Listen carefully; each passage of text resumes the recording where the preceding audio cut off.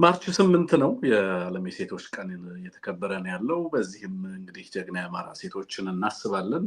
በተለያዩ ቦታዎች በስቃይ ላይ በእንግልት ላይ ያሉ ባለፉት 3 እና 4 ዓመታት ከዛም በላይ ዓመታት በአማራ ሕዝብ ላይ በሚደርስ ሰቆቃ በተለይ በሴቶች እህቶቻችን እናቶቻችን ላይ የሚደርሰውን በደል፣ ግፍ፣ ግድያ እና በህፃናትም ጨምሮ እንደ ሴቶች እህቶቻችን ላይ የሚደርሰውን እጅግ ከባድ ሰቆቃ እያሰብን የዛሬውን ፕሮግራም እናደርጋለን ማለት ነው። ይሄንንም ታሳቢ አድርጎ የወጡ መግለጫዎች አሉ። በነገራችን ላይ የኮሚቴ ፎር ፕሮቴክሽን ኦፍ ጆርናሊስትስ ወይም በተለምዶ ሲፒጄ በእያልን የምንጠራው ድርጅት የአማራ እህቶችን በተመለከተ ጋዜጠኛ መስከረም አበራና ገነት አስማማውን በተመለከተ እንደዚሁ በእውነቱ አሳሳቢ ሲል የገለጸውን መግለጫ አውጥቷል። እሱም በተመለከተም እንደዚሁ ከእናንተ ጋር የምንነጋገርበት ነው። እስኪ በየእስር ቤቱ የምታውቋቸው በተለያየ ስቃይ ውስጥ ያሉ በተለያየ ቦታ ላይ ጉዳት የደረሰባቸውን በህሊናችሁ እያሰባችሁ ይህንን ፕሮግራም እንድናደርግ እፈልጋለሁ። በተለያየ ቦታ መከራ የሚደርስባቸው በሴትነታቸው የሚደፈሩ በሰላም እጦት ባሎቻቸው በጦርነት ያለቁባቸው የተገደሉባቸው በተለያየ መንገድ ዋጋ እየከፈለ ላለው የአማራ ህዝብ በተለይ ደግሞ ሴቶች እህቶቻችን እናቶች እንደዚሁ አይ ቲንክ ልዩ ትኩረት እየሰጠን እነሱን እያሰብን እንድናሳልፍ ነው ይሄንን ፕሮግራም ዛሬ አዘጋጅቼ የገባሁት። ስለዚህ እሱን እንድናስብ እፈልጋለሁ። እናንተም እያሰባችኋቸው እንደሆነ በዚህ አጋጣሚ ብትጽፉልን ደስ ይለናል። የምታስታውሷቸውን በየእስር ቤቱ በስቃይ ላይ በእንግልት ላይ ያሉ መድረሻቸው ቤት እንደሆነ ማይታወቁ በስደት በተለያየ መንገድ ለአማራ ህዝብ ድምጽ የሚሆኑትን እህቶቻችንን ዋጋ እየከፈሉ ያሉ በእስር ቤትም ከእስር ቤት ውጭም በተለያየ መንገድ በጦርነት ሁኔታ ውስጥም በተለያየ መንገድ ያሉ እህቶቻችንን የምናስብበት ቢሆን ደስ ይለኛል ይሄ ፕሮግራም እና ተጋድሏቸውንም ጭምር የአማራ ሴቶች በታሪክ ውስጥም የነበራቸውን ሚና ትናንትም ዛሬም ነገም ወደፊት የሚኖራቸውን ሚና እንደዚሁ እያሰብን ይሄን ቆይታ ብናደርግ ደስ ይለኛል። እንደተለመደው ይሄን ፕሮግራም ሼር አድርጉ፣ ኮሜንቶቻችሁን ላይክ አስተያየቶቻችሁን አስቀምጡልን። በጣም በርካታ ጉዳይ እንደተለመደው አለ በእያንዳንዱ ሰዓት ኢትዮጵያ እና በኢትዮጵያ ፖለቲካ ውስጥ እንግዲህ በርካታ ጉዳዮች ናቸው እየሆኑ ያሉት። በጣም ደስ የሚልም ነገር አለ። በጣም ካየኋቸው ፎቶግራፎችን ወደዚህ ስቱዲዮ እንደው ዛሬ የዛሬውን ፕሮግራም ይዘን እንድንገባ ምክንያት የሆኑ ሁለት ነገሮች ናቸው። አንደኛው የሴት እህቶቻችንን ታሳቢ አድርገን ይሄንን ፕሮግራም ማዘጋጀት እንዳለብን ስለተረዳን ነው። ሁለተኛው ደግሞ ደሳለኝና መከታው ማሞ በጋራ ሆነው የለቀቁት አንድ ፎቶግራፍ ነበርና እሱን ፎቶግራፍ ስንመለከት የተለየ ስሜት ፈጥሮብናልና እሱን ፎቶግራፍ ለእናንተ ማሳየት ፈልጋለሁ። እናንተ ላይንም የሚፈጥረውንም ስሜት እንደዚሁ መጋራት ፈልጋለሁ፣ ማወቅ ፈልጋለሁ። ምን ማለት ነው የነዚህ ልጆች በጋራ መታየት በእውነቱ ለአማራ ህዝብ ምን ማለት ነው የሚለውንም ደግሞ እናንተ ሐሳብ አስተያየት ብትሰጡበት ደስ ስለሚለኝ ነው። እኔ በጣም በልዩ ትኩረት የተመለከትኩት ፎቶግራፍ ነው። በጣም ብዙ ነገር ማለት ነው ለኔ። ትርጉሙ ቀላል አይደለም ብዬ ነው የማስበው።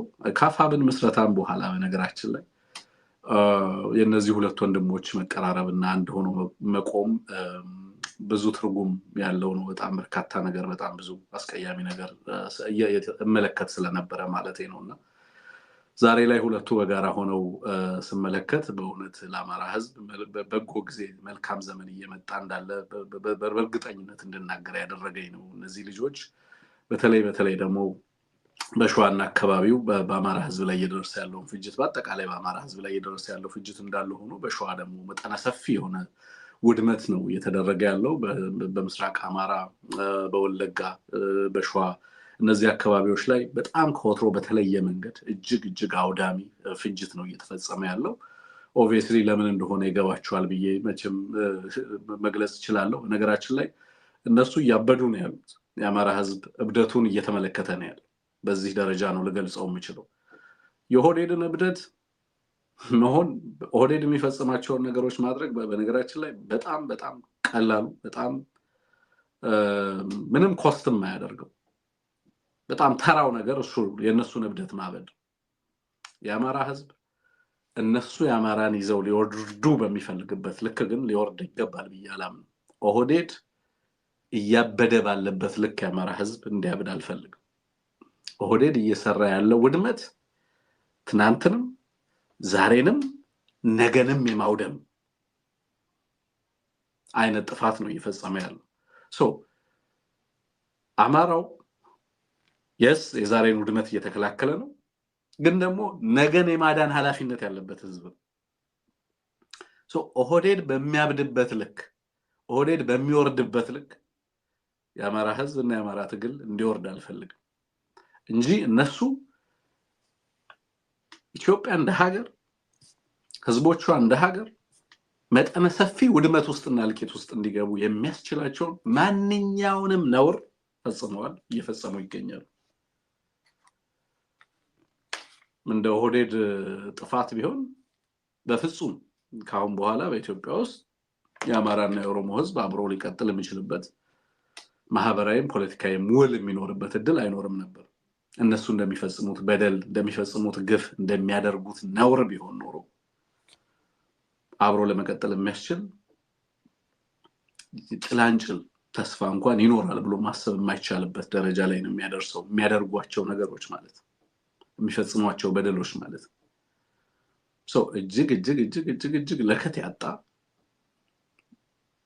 ትናንትን መደምሰስ ብቻ አይደለም እነሱ እንደሚሉት ኢትዮጵያን ዲኮንስትራክት የማድረግ ብቻ አይደለም ነገንም ሪኮንስትራክት የማድረግ አይደለም ሶ እነሱ ዛሬን ብቻ ሳይሆን ትናንትን ብቻ ሳይሆን ነገንም እየደመሰሱ ነው ያሉት ነገንም ነው ዲኮንስትራክት እያደረጉ ያሉት ምንም አይነት ኦፖርቹኒቲ እንዳይኖር በእነዚህ ህዝቦች መካከል ምንም አይነት መቀራረብ ምንም አይነት መገናኘት እንዳይኖር ነው እያደረጉ ያሉት ሶ ይሄንን መጠነ ሰፊ ጥፋት ከሚፈጽሙባቸው ደግሞ በመላ አማራ ላይ ይፈጸማል በመላ አማራ ላይ ኢንዲስክሪሚኔትሊ በሁሉም አካባቢ በተለየ ሁኔታ ደግሞ በሸዋና በምስራቅ አማራ በወለጋ እና በሌሎች አካባቢዎች እንደዚሁ በዛው ልክ ውድመቱ በጣም ተጠናክሮ ቀጥሏል በጣም ማለት ውድመት ስላችሁ ለምሳሌ ቤተክርስቲያናቶች ውስጥ ቤተክርስቲያናትን በአብያተ ክርስቲያናትን መደብደብ አይደለም በከባድ መሳሪያ እንደዛ ምናምን አይደለም ሶ ኢትስ ላይክ ይሄ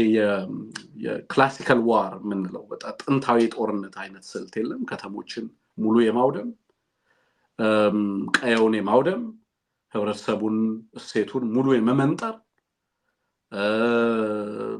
ሙሉ ሀብቱን ንብረቱን ምናምን አውድሞ ህዝቡንም ባለበት እንዳለ በእሳት ማቃጠል እንደዚህ አይነት ነገሮች ናቸው እየተፈጸሙ ያሉት it reminds me of እንዳልኩት የዚህ ክላሲካል የጥንታዊ ጦርነቶች ስልጣኔ ባልነበረባቸው ዘመኖች ይደረጉ የነበሩ አይነት የጦርነት ሁኔታዎችን ነው የሚያስታውሰው ኮምፕሊትሊ ወደ ድንጋይ ዘመን ማህበረሰብን የመቀየር አይነት ፍላጎቶች ሶ ገለው አይበቃም ደማፍስሶ ማቆም አይበቃም ንብረት ማውደም አይበቃም ህብረተሰቡ ሙሉ ለሙሉ ከዛ አካባቢ መጥፋቱን ማረጋገጥ ያም ደግሞ የኛ ሰላም ዋስትና ነው ብሎ ማሰብ መቁጠር እንደዛ አይነት ሁኔታ ነው ያለው ወለጋ ላይ ምናምን ሌሎች አካባቢዎችም መመለከተው ነገር በብዛት ሶ ቶታል አናይሌሽን የለም ለክ ናዚዎች ያደርጉት የነበረው የጦር ፕሮፖዛል አለ የጦርነታቸው ዶክትሪን በዋናነት ከኛ የተለዩ የሚሏቸው አካላት ካልጠፉ በስተቀር ኦንቶሎጂካል ሴኩሪቲ አይሰማንም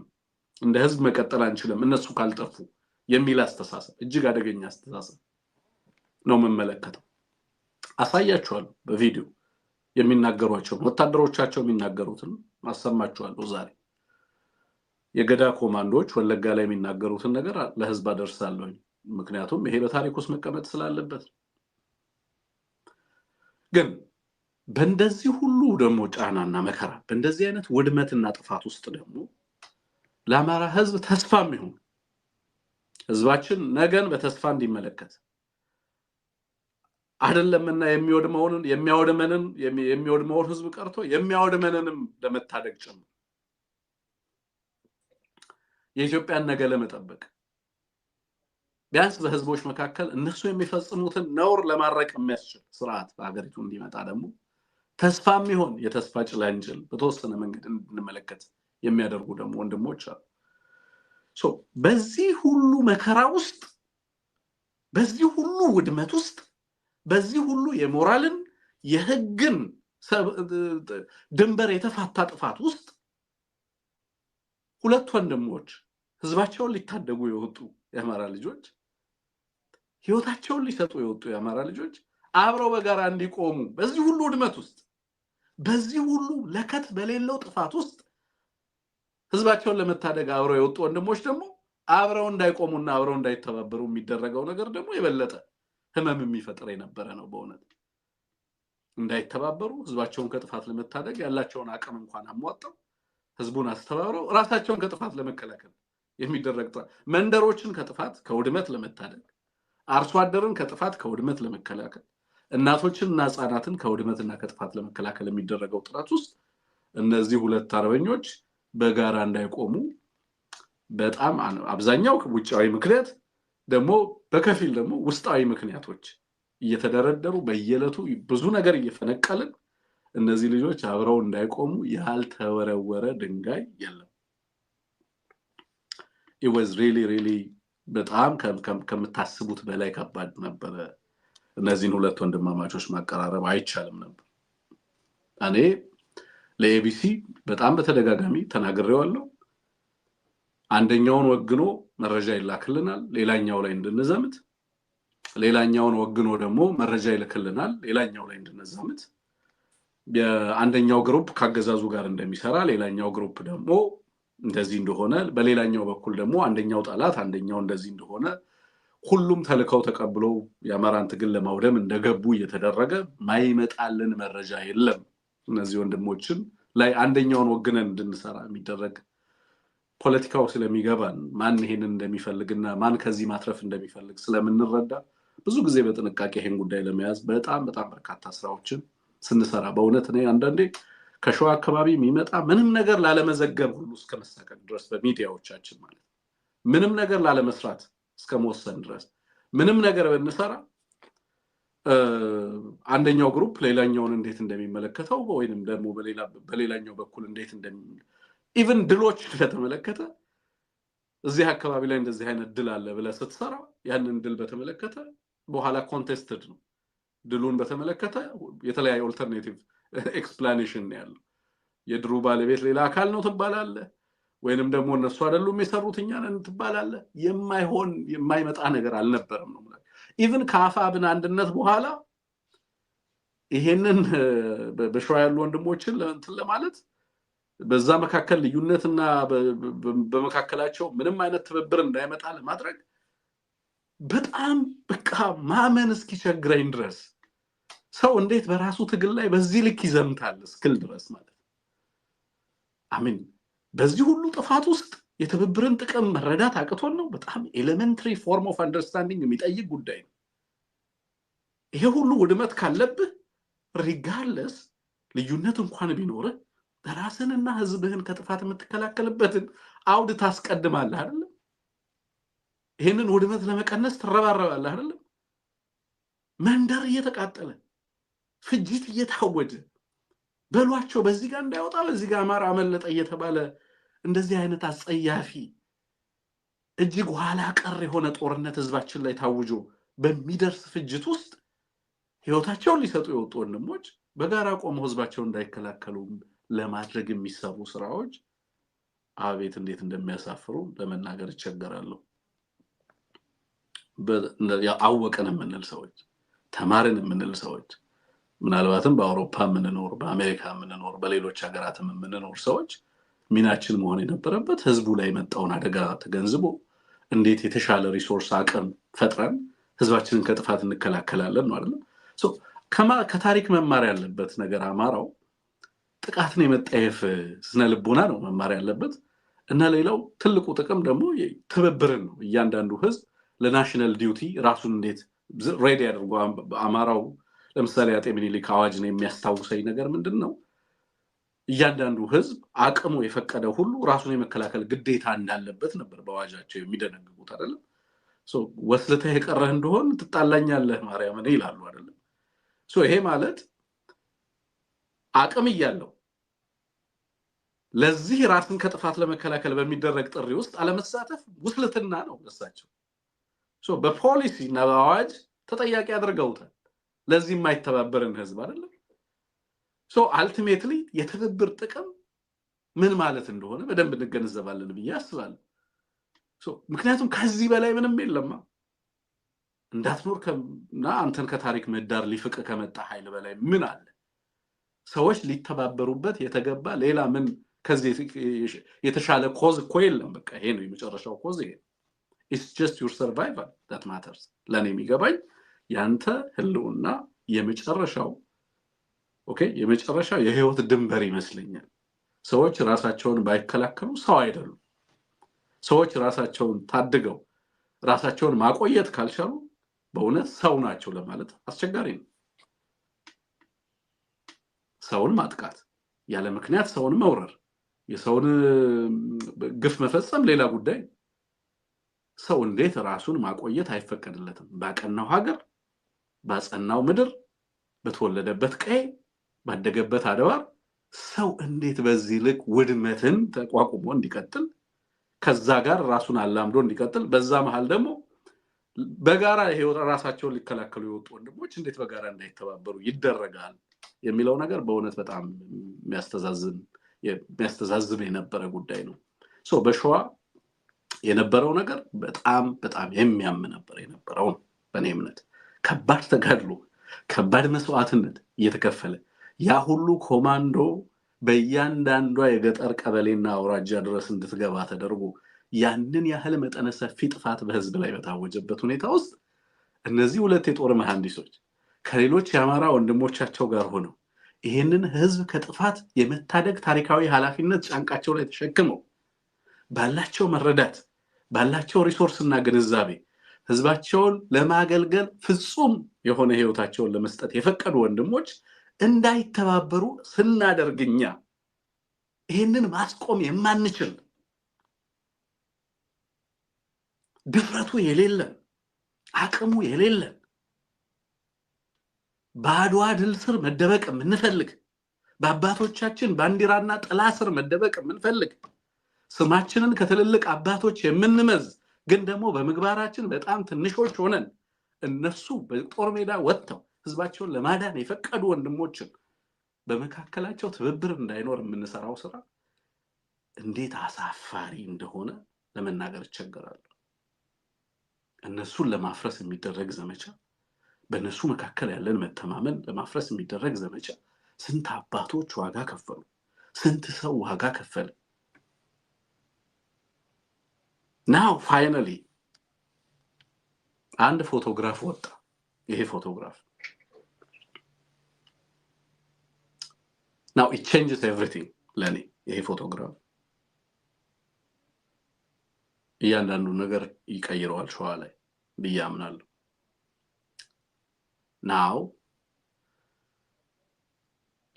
በአማራ ትግል ውስጥ is fundamentally በእነዚህ ሁለት ወንድማማቾች በእነዚህ ሁለት የጦር መሐንዲሶች መካከል በእነዚህ ሁለት አርበኞች መካከል ያለው ግንኙነት ጤናማ መሆን በአማራ ትግል ውስጥ ሌላ ፈንዳም የአፋብን ሌላኛው ድል ለኔ አፋብን ከነ ጉድለቱ ነው ወደ ድርጅታዊ መዋቅር የመጣው። በጣም የሚያስደንቀኝ ግን እነዛ ልዩነቶችና ቅራኔዎች እንኳን ኖረው ድርጅታዊ ሂደት ውስጥና ድርጅታዊ መስረታ ሂደት ውስጥ ምንም አይነት መስተጓጎል እንዳይፈጠር ሁሉም ፍቃዳቸውን የሰጡበት አግባብ ያስደንቀኝ። ማመን አትችሉም። ከአፋብን በኋላ እነዚህ ልጆች አብረው እንዳይታዩ የተሰራውና የሚሰራ የነበረውን ስራ እኔ ለሚዲያ አላውለው፣ ወደፊት በታሪክ መጽሐፍ ይወጣል፣ የአማራ ህዝብ ያውቀዋል።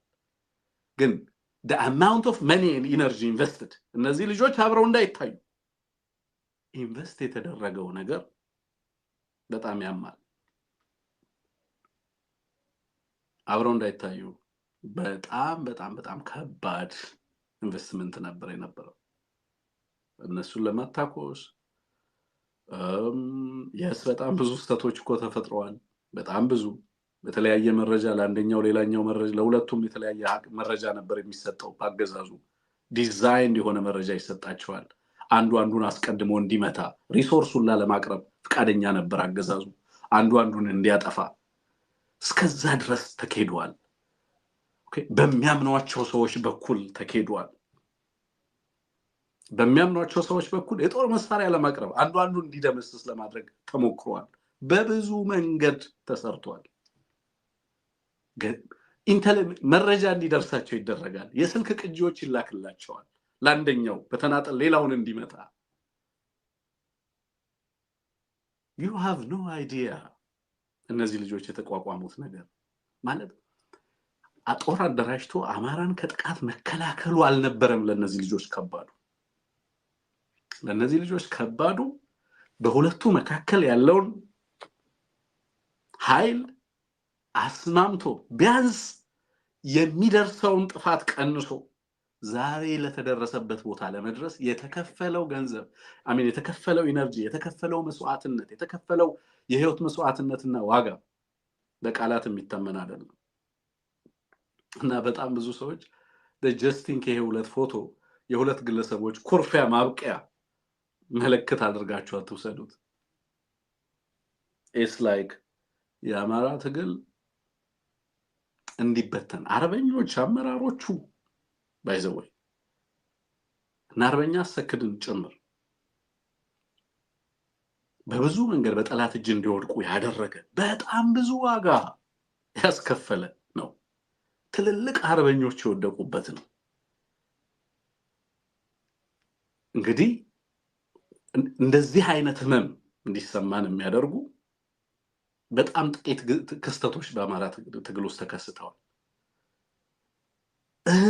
ብለን እንድንጨክን ያደረጉ ከራሳችን ጋር ያነባንባቸው ቀናቶች አሉ። አማራዎች የምታቋቸው ያነባንባቸው አንደኛው እናሳምነው ግድያና አምባቸው ሞት ጊዜ አማራ የታመመው ህመም I can feel በአማራ ህዝብ ውስጥ የነበረውን ህመም as a nation አማራ እንዴት እንደታመመ አውሳውሳለሁ። ብዙዎቻችን በርዘክተን ነው የታመመው እንደ ህዝብ። ያማጥንበት ጉዳይ ነው። አሁን አንዳንዶች ለፖለቲካ ሸቀጥ ሊጠቀሙበት የአማራን ህዝብ ሊያጠቁበት ሲፈልጉ ሲሞክሩ መለከታለሁ። ለካ አንዱ አካባቢ አንዱን እንዳጠቃ አድርገው ለፖለቲካ ሸቀጥና ንግድ ሊያውሉት የሚፈልጉ አካላት ነበሩ። የአማራ ህዝብ አሸንፏቸው ነው ባይዘው። ግን የአማራ ህዝብ ከጫፍ እስከ ጫፍ ኢትዮጵያ ውስጥ እንዴት እንደታመመ በዛ ጉዳይ በደንብ እናውቃለን። እንዴት አይነት ህመም እንዳሳለፈን እንደ ህዝብ ማለት ነው። ሌላኛው ህመም በጣም ከባድ ህመም ሆኖብን የከረመው የሸዋው ጉዳይ ነው። አንናገረውም በአደባባይ ምክንያቱም ለጠላት ብዙ ነገር ማለት ስለሆነ ብዙ የታመምንበት ነው እንደ ህዝብ። ብዙ የታመም አንገቴ የደፋንበት ከመቼ ይሄንን ወጥመድ እንሻገረው ይሆን ብለን በእውነት በሽምግልና በምን በጸሎት ያልተሞከረ መጨረሻ ላይ አፋብን ሲመጣ ትልቅ ተስፋን ፈነጠቀ። በጎንደር እና በሸዋ የነበረውን ሁኔታ ወደ ጦርነት ሁኔታ ውስጥ እንዳይገባ አገዛዙ ሃይሊ ኢንቨስትድ ነበር በዚህ ጉዳይ። እናንተ አልገባችሁም። ጦርነቱን መዋጋት was easy ላገዛዙ። ጦርነቱን መዋጋትና በጦርነት የሚደርስበት ሽንፈት ዋጋ ትርጉም የለውም ላገዛዙ። የነዚህ ልጆችን አንድነት ማስቆም ግን የሞት ሽረት ጉዳይ ነበር ላገዛዙ። እነዚህ ልጆች መነጠል፣ እነዚህ ልጆች አንዱ በሌላኛው ላይ እንዲዘምት ሙሉ ትጥቅ ሊያቀርብ አንዱ አንዱን እንዲያጠፋ ለማድረግ ያልተሰራ ያልተፈነቀለ ድንጋይ የለም። now here we go ዛሬ የት መጣን? እንዳማራ እዚህ መድረስ ችለናል። አትኮርም ወይ እንደ ህዝብ? now ይሄ ትግል በጥበብ እንደሚመራ፣ ይሄ ትግል በቸርነት እንደሚመራ፣ የአባቶቻችን እርቅም እንዳለው የነሱ በጎ እንትንም እንዳለው እውነት ከታሪክም የተማርናቸው ብዙ ነገሮች እንዳሉ አንድ በጥበብም እንደሚመራ፣ ሽምግልናም እንዳለ፣ ይቅርባይነትም እንዳለ ያሳዩ በጣም ጥቂት በዚህ ትግል ውስጥ በጥበብ ይሄ ትግል የት እንደመጣ ከድሎቻችን በላይ ባትል ፊልዶች ላይ አማራ 15 እና 40 ዓመት ተጥቃበ በቀደም አቅርበንላችኋል። አንድ አርበኛ አይደል ከአንድ ቦታ ላይ ስንት ክላሽ አነሳው ነው የሚለው። 47 አንስቻለሁ ይላል አይደል 47 ትጥቅ አንስቻለሁ ይላል ጠላት እንደምሰሶ ማለት ነው ሶ ያ የጀግንነት ከዛ የጀግንነት ታሪክ በላይ ለኔ በእውነት በታሪክ ውስጥ በአማራ ትግል ታሪክ ውስጥ ሌላው ትልቁ የጀግንነት ታሪክ ይሄ ፎቶግራፍ ነው ትልቁ የጀግንነት ታሪክ ለኔ ይሄ በታሪክ ውስጥ ብዙ ትርጉም የሚሰጠው የህዝባችንን ሰቆቃና መከራ በማስቆም ረገድ ሰፊ ምዕራፍ ኦኬ ማለት የሆነ ብዙ ትርጉም ልንሰጠው የምንችለው ትልቅ ሰነድ ነው ብዬ ነው ማስበው ሶ ሁሌ በታሪክ ውስጥ እንደዚህ አይነት ነገሮች አይከሰቱም ብዙ ጊዜ ጠላት ይቀድመናል ብዙ ጊዜ ህዝባችንን እርስ በርስ ያባለዋል እርስ በርስ ያምታታዋል አንዱ አንዱን እንዳያምን አንዱ አንዱን እንዲያጠፋ በጣም በርካታ ነገር ይደረጋል እነዛን ሁሉ ነገሮች አልፎ በጥበብ አልፎ በማስተዋል አልፎ ትልቁን ፒክቸር ትልቁን ህዝብ አክብሮ ወደ እንደዚህ አይነት ምዕራፍ መምጣት ለኔ ሰፊ ትልቅ ያመራር ጥበብ ነው so if there is legacy በታሪክ ውስጥ ለምናልፈው ሌጋሲ ያለ ከተባለ ለኔ እንዲህ አይነት ተግባራት በትውልድ ላይ የሚፈጥሩት ተጽዕኖና ሌጋሲ ቀላል አይደለም እና ምኒልክን ወደ ኋላ ሄዳችሁ ተመልከቱ በጣም በርካታ ጦርነቶች አድርገዋል እንደው ዝም ብሎ ንግስናውም አልመጣም አይደል ከንግስናው በፊት ከንግስናውም በኋላ በጣም በርካታ ጦርነቶች ታልፈዋል አይደል አንዳንዶቹ ጦርነቶች በታሪክ ውስጥም አልፈው ሲነገሩም ቢሆን ደስ አይሉ ስናወራቸውም ቢሆን ይጎመዝዛሉ ግን ደግሞ በጣም ትልቅ ሌሰን ናቸው ኢምባቦን መውሰድ እንችላለን ሰገሌን መውሰድ እንችላለን አንቸምን መውሰድ እንችላለን በርካታ ጦርነቶችን ማንሳት እንችላለን ግን ከዛ በኋላ የሆኑ ነገሮችን ኢትዮጵያ መማር እድል ቢኖራት ኖሮ እንዴት ከዛ ጦርነት በኋላ ሀገሪቷ እንዴት ሂል እንዳደረገች እንዴት እንዳገገመች እና እንዴት ከዛ እንደወጣች ከዛ ምዕራፍ ተላቃ ነገስታቱ ከመኳንንቱ ጋር ከዛ በኋላ እንዴት ቆስሎ እንዲጠገግ እንዳደረጉ እንዴት ከዛ በኋላ በጥበብ ሀገርን ለማሻገር ጥረት እንደተደረገ ስትመለከት ብዙ ነገር ትማርበታል በተለያዩ ጊዜ በእንደዚህ አይነት ወቅት ህዝብና ሀገር ምጥ ላይ በወደቀች ጊዜ ህዝብ ለመከራ በተጋለጠ ጊዜ በወንድማሞቾች መካከል የሚነሱ ጸቦች የተለየ ኮርስ ኦፍ ሂስትሪ እንዲይዙ ጠላት የተቻለውን ሁሉ ያህል ኢንቨስት ያደርጋል ዛሬ ግን ከዛ መማር የምንችል መሆናችንን ያሳየንባቸው የታሪክ አጋጣሚዎች ናቸው ያስባሉ ያፋብን ኦኬ ያፋብን ሌላኛው ትልቁ ድል እንዳልኳችሁ ከወታደራዊ ድሎች በባትል ፊልድ ላይ ከሚደረጉ ድሎች በላይ ትርጉም የሚሰጠኝ ነው ለኔ ምክንያቱም I can see it የእንደነዚህ አይነት ትብብሮች ውጤት ምን ማለት እንደሆነ ስለምገነዘበው ማለት በጦር ሜዳ ላይ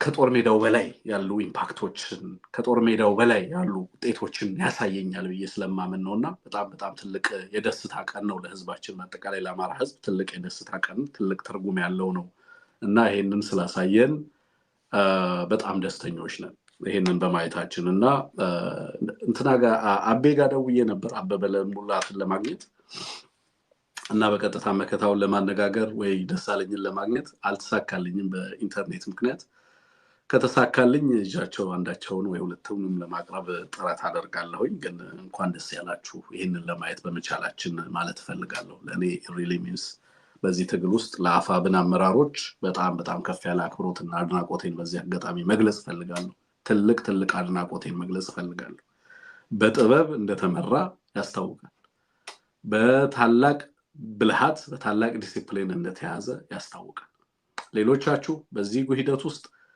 የሚያተርፈው የአማራ ህዝብ ስለሆነ በግል የምንጎዳ ሰዎች ካለን ግድ የለም እንጎዳ ማለት ፈልጋለሁ ቀርሚላችሁ ካላችሁ በዚህ ሂደት ውስጥ በእውነት የማይዋጥላችሁ ሰዎች ካላችሁ ባይዋጥላችሁም የአማራ ህዝብ ሰላም ይብለጥባችሁ የአማራ ህዝብ ማሸነፍ ይብለጥባችሁ ነጋችሁን አስቀድሙ ኦኬ በትናንትና ባሳለፍናቸው ጊዜያቶች አንታሰር ማለት ነው ወደፊት መራመድ የምንፈልግ ከሆነ ዛሬ ላይ መሰናክል እየሆኑ ከፊት ሊያደናቅፉን የሚፈልጉ ነገሮችን መሻገር መቻል አለብን and በግል ስናቆርፍ ኩርፊያችን በግል ይሁንና ህዝባችን እንዲያሸንፍ ግን ይሁን ማለቴ ነው so ዛሬ በእነዚህ ልጆች እዚህ ጋር አብረው መሆን በግለሰብ ደረጃ እነሱ አይደሉም የሚያሸንፉት ነው ያሸነፈው የአማራ ህዝብ ትግል ነው የሚል እምነት ስላለኝ ነውና በዛ ደረጃ ሁላችንም ለዚህ በጎ ነገር የራሳችንን በጎ ሚና እንድንወጣ ማለቴ ነው ለወደፊቱም ትብብር አቅም እንሆናቸው እንደግፋቸው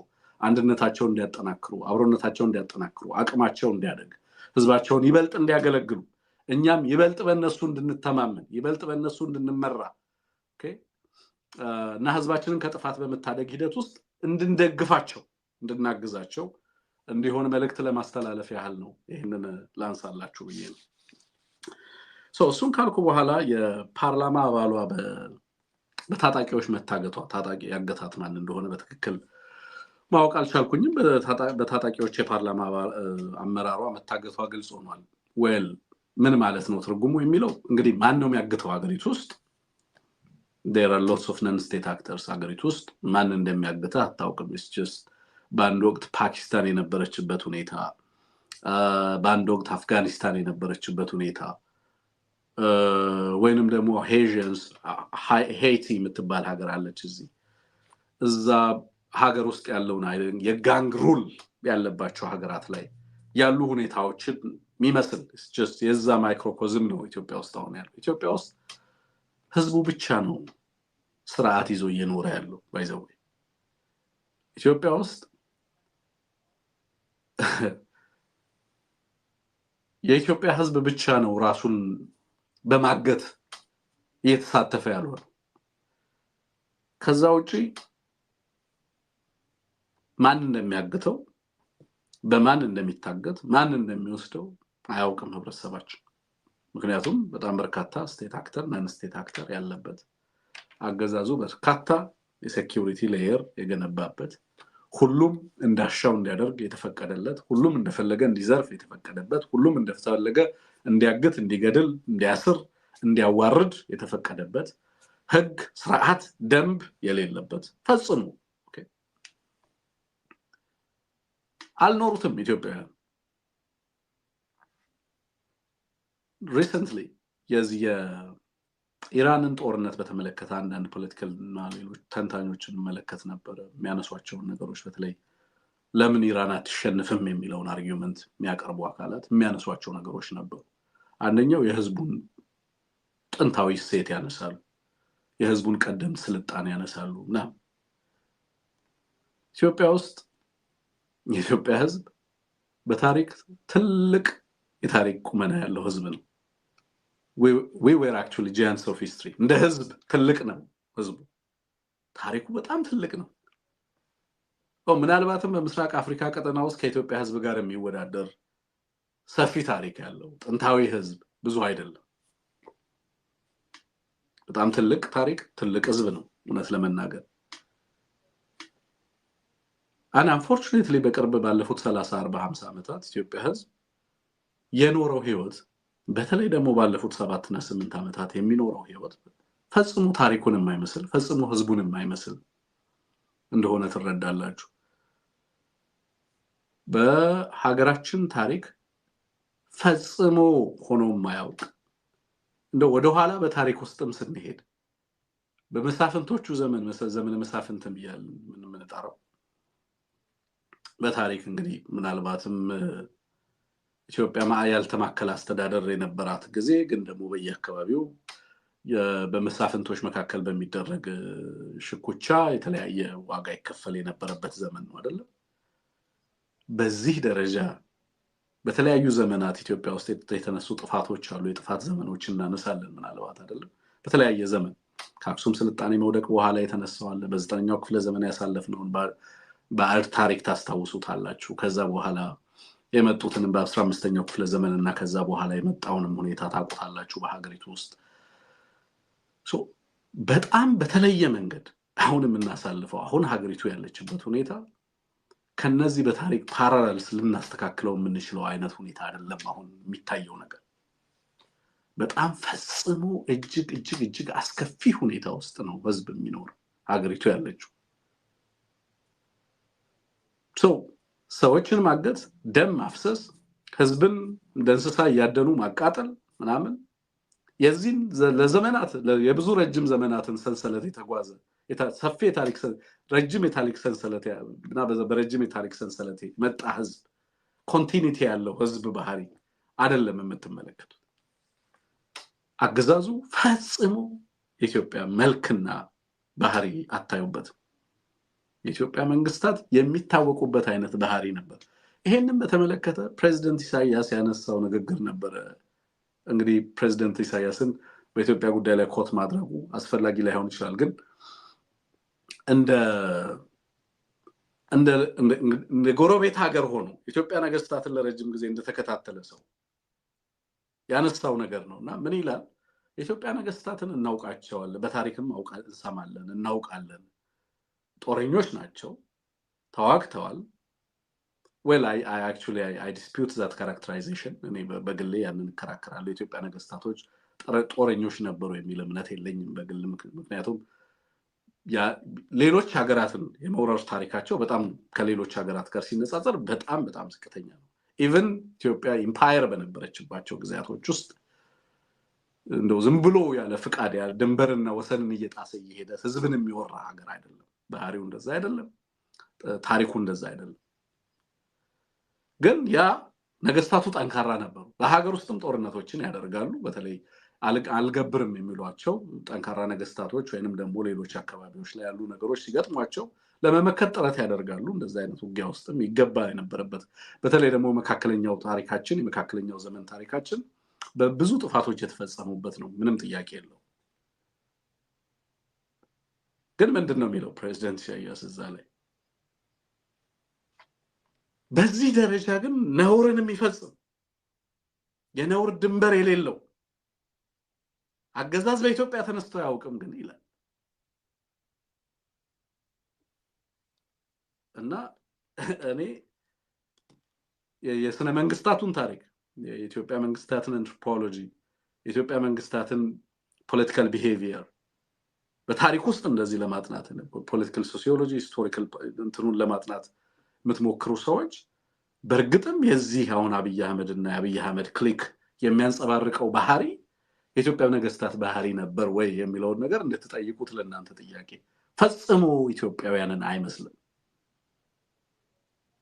እና ለዚህም ይመስለኛል አንዳንድ አካባቢ ላይ ራሳቸው የኦሮሞ ሽማግሌዎች ኩኑን ፈካቱ ይላሉ አሉ እንግዲህ እንደሰማሁት ከሆነ ኩኑን ፈካቱ ይሄ ኢሌጂቲሜት ነው ሰን ነው ይላሉ እኛን አይመስልም እና ሌላ አንድ ቃል አለ ያንን ቃል አልተጠቀመው እንግሊዘኛው ቃል የተሻለ ገላጭ ስለሆነ ነው ኢሌጂቲሜት የሚለውን ቃል የተጠቀምኩትና ጸያፍ በሆነ ቃል ይገልጹታል ይሄን አገዛዝ በነገራችን ላይ በተለይ እንደሰማሁት ከሆነ ቦረና ጉጂዎች በከፊል አርሲ እንደዚህ አካባቢ ላይ ይሄንን አገዛዝ በተመለከተ ኩኑን ፈካቱ ዲቃላ ይላሉ በቃላጭ እንግዲህ እነሱ የሚሉትን ነው አንድ ሰው መልእክት ልኮልኝ ነበር ከትናንት ወዲያና በኦሮምኛ ነው መልእክት የላከልኝ ሚለው በግልጽ እኛን አይመስልም ይሄ ኢሌጂቲሜት ነው ይሄ የውድመት የጥፋት ስርዓት ነው ይላሉ አለኝ በትክክልም ባህሪውን ስትመለከቱት አንፕሬዲክታቢሊቲውን ስታዩት ጭካኔውን ስትመለከቱ አውዳሚነቱን ስትመለከቱ ዝግነቱን ስትመለከቱ ተላላኪነቱን ስትመለከቱ ከኢትዮጵያ ህዝብ ይልቅ ለባህሬን ህዝብ ሲራራ ስታዩ አዘርባይጃን ደውሎ ነበር አሁን ዛሬ አዘርባይጃን ደውሎ ሐዘኑን ሲገልጽ ነበር ኤርፖርት ተደበደበ ብሎ ለኩዌትና ለባህሬን እየደወለ ነበር ሰሞኑን ለካታር ደውሎ ለካታር ኤሚር ምን ላድርግ በዚህ በረመዳን ወቅት እንደዚህ አይነት ነገር ደረሰባችሁና እንደው ምን እናድርግ ከኢትዮጵያ ምን እንላክ ሲል ተመለከቱታላችሁ በረመዳን ወቅት በተመሳሳይ የአማራ ሙስሊሞችን ወለጋ ያደነ ያርዳል ቤታቸውን ያወድማል መንደራቸውን ያቃጥላል በተመሳሳይ ደግሞ ዩናይትድ አረብ ኤምሬትና ካታር ላይ ላለው ህዝብ እንዴት ሆኜ ለድረስ ይያለ መግለጫ ሲያወጣ ተመለከታላችሁ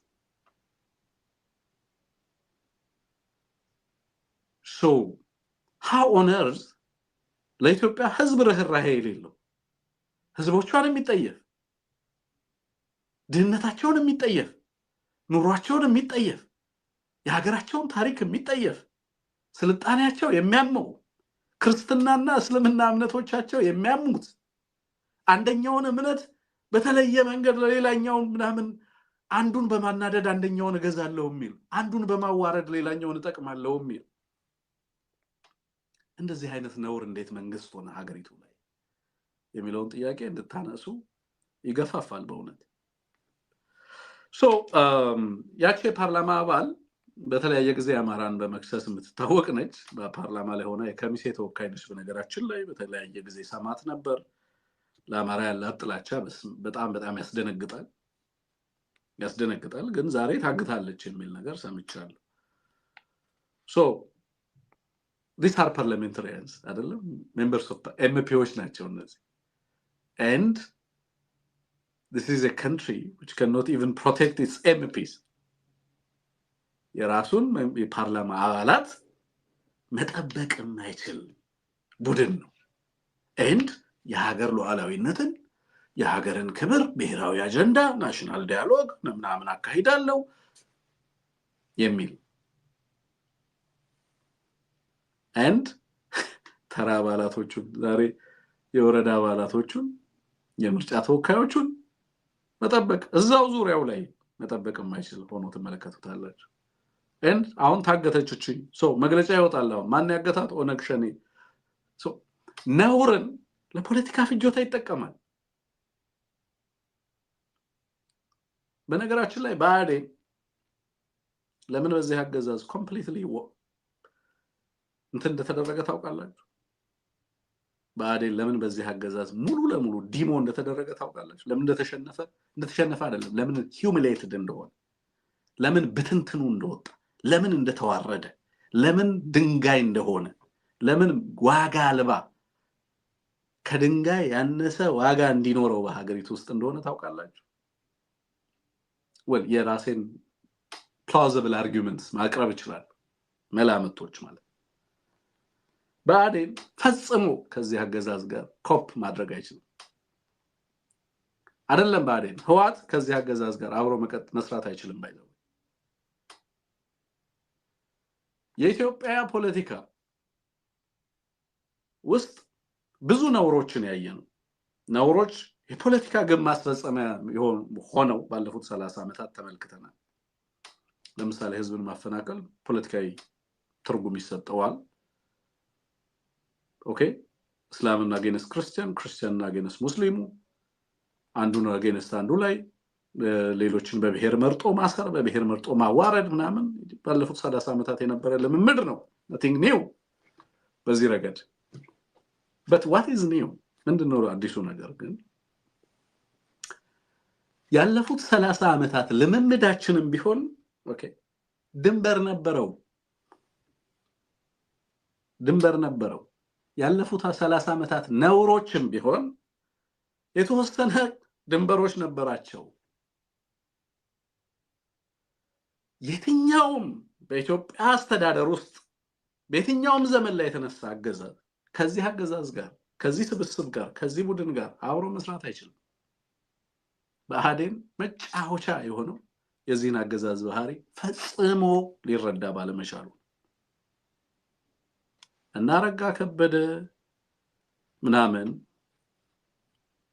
by the way እነደመቀ መኮንን በአብይ አህመድ መጫወቻ የተደረጉት ፈጽሞ እና አብይ አህመድን ለመረዳት የሚያስችል ብቃትም ሆነ ለመመድ አንደርስታንዲንግ የላቸው ለምን የዚህን አገዛዝ ባህሪ ለመረዳት በጣም አስቸጋሪ ስለነበረባቸው በምንም መንገድ ከዚህ አገዛዝ ጋር ጌሙን መጫወት አይችሉም ይሄ አገዛዝ ያላነወራቸው ሰዎች ሁሉ ያልጣላቸው ሰዎች ሁሉ ኦኬ ወደ ድንጋይነት የቀየራቸው ስብዕናቸውን ያወረደባቸው ፖለቲካ በኢትዮጵያ ፖለቲካ ውስጥ የነበራቸውን ሚና በተለያየ ዘመን የነበራቸው ሌጋሲ ወደ አፈርነት የቀየረባቸው በጣም በርካታ አካላት አሉ ለምሳሌ ዛሬ ብርሃኑ ነጋ ከኢዜማ ተባረረ አይደለም ወይም ተነሳ እንበል anyway like ከመነሳቱ በፊት እንደሚነሳ በዜና የተነገረ ብቸኛው ግለሰብ ሳይሆን አይቀርም anyway ኢዜማ ብርሃኑ ነጋ ሊተካ ነው ተብሎ ዜና ከትላንት ወዲያ ነበር ሲሰራ የነበረውና ምን አይነት ሊተካ ነው ምን አይነት ግንዛቤ እንደሆነ አላውቅም ሳይሰበሰብ ብርሃኑ so somebody has must have informed them to ብርሃኑን አንሱት ለውድድር አያመችም already ከጥቅም ውጪ ስለሆነ እሱ ትንሽ ተፎካካሪ ለመምሰልም ቢሆን መልካችሁን ቀይሩ ብሎ ያዘዛቸው አካል አለ ማለት ነው ከ3 ቀን በፊት ብርሃኑን ልናነሳ ነው ብሎ መግለጫ የሚሰጥ እና ብርሃኑ ሊነሳ ነው ተብሎ መነገሩ በጣም አስቂኝ ነበር anyway ሳይሰበሰብ እንደሚያነሳው አስቀድሞ anyway ተነሳ ግን who is ብርሃኑ now ብርሃኑ ነጋ ማን የነጻነት ጎስ ይቀድም የሚል መጽሐፍ ነበር እኔ ጋር ከነበሩ መጽሐፍቶች ውስጥ ምናምንና okay so ጌታቸው ረዳ ለምሳሌ ዛሬ 3 አመት የጻፈው መጽሐፍ ቢኖር ዛሬ ላይ ያለው ጌታቸው ረዳ is completely different version so መጽሐፉን ቤት ውስጥ ማቆየት ተገቢ አይደለም አይደል የሚሆነው ልክ እንደዛ ብርሃኑንም የጻፋቸውን ነገሮች ትርጉም አልባ አድርጎ ራሱን አሸንፎ ራሱን አዋርዶ ራሱን ጥሎ he defeated his past he defeated his very existence presence-ን past-ን ዲሞ አድርጎ አሁን ተነሳ ሲባል ለኔ ማን የተነሳው ምንድነው ለኔ and ከዚህ በኋላስ ምን ሆኖ ነው does it really matter አሁን የኛን ውይይት እንኳን የራሳችን አካል አርገን እሱን እንድናነሳ የሚጋብዝ ሁኔታ አለ የለም ባዶ ሌጋሲውን ባዶ ትናንቱን ባዶ ዛሬውን ብቻ ነገውን ብቻ አይደለም እኮ ምደመስሰው ከዚህ አገዛዝ ጋር ተሰለም ትናንትህን ወደ ኋላ ሄደ ማዋረድ ይተበቀባል ትናንት የተናገርከውንና የጻፍከውን መደምሰስ ይተበቀባል that exactly what ጌታቸው is doing now ጌታቸው አሁን እኮ ትናንት የተናገረውን እንዲደመስስ ነው አይደለም ዛሬ እየተደረገ ያለው so ወደ ኋላ ሄደው ጭምር ያሳለፉትን ትናንት የታገሉበትን ኮዝ ሁሉ ጫካ ለጫካ በረሃ ለበረሃ ጥይት ሲተኩሱ ምናምን የነበሩ እየተባሉ ያንን ዘመናቸውን ያዋረዱ እኮ ነው ሲቀጥሉ የነበሩ የቆሙለትንም ዓላማ በወቅቱ ትክክል ነው ብሎ የተሰለፉለትንም ዓላማ ጭምር so ትናንታቸውንም አይቀበልም ዛሬያቸውንም አይቀበልም ነጋቸው ላይም እንደዚሁ ጥቃት የሚሰነዝር አገዛዝ ሆኖ ታገኙታላችሁ ማለት ነው so የፓርላማ አባሏም እንደዚሁ ተይዛ ታግታለች የሚል ነገር ሰማ እንዳልኩት ማን ያገታት የሚለውን አገዛዙ ለሚፈልገው ዓላማ ሲፈልግ ፋኖ ሊያረጋው ይችላል ኦነክሽኔን ወንጀል ከተፈለገ ኦነክሽኔን ማድረግ ይችላል ካስፈለገ ደግሞ ጀግና ይጫወታል አስለቀቅኳትም ደግሞ ብሎ ይዞልህ ይመጣል ኦኬ ለሚፈልገው ፖለቲካ ዓላማ ኡስታዙን ትላንትና ጎንደር ላይ ነግሬያቸዋለሁ አይደል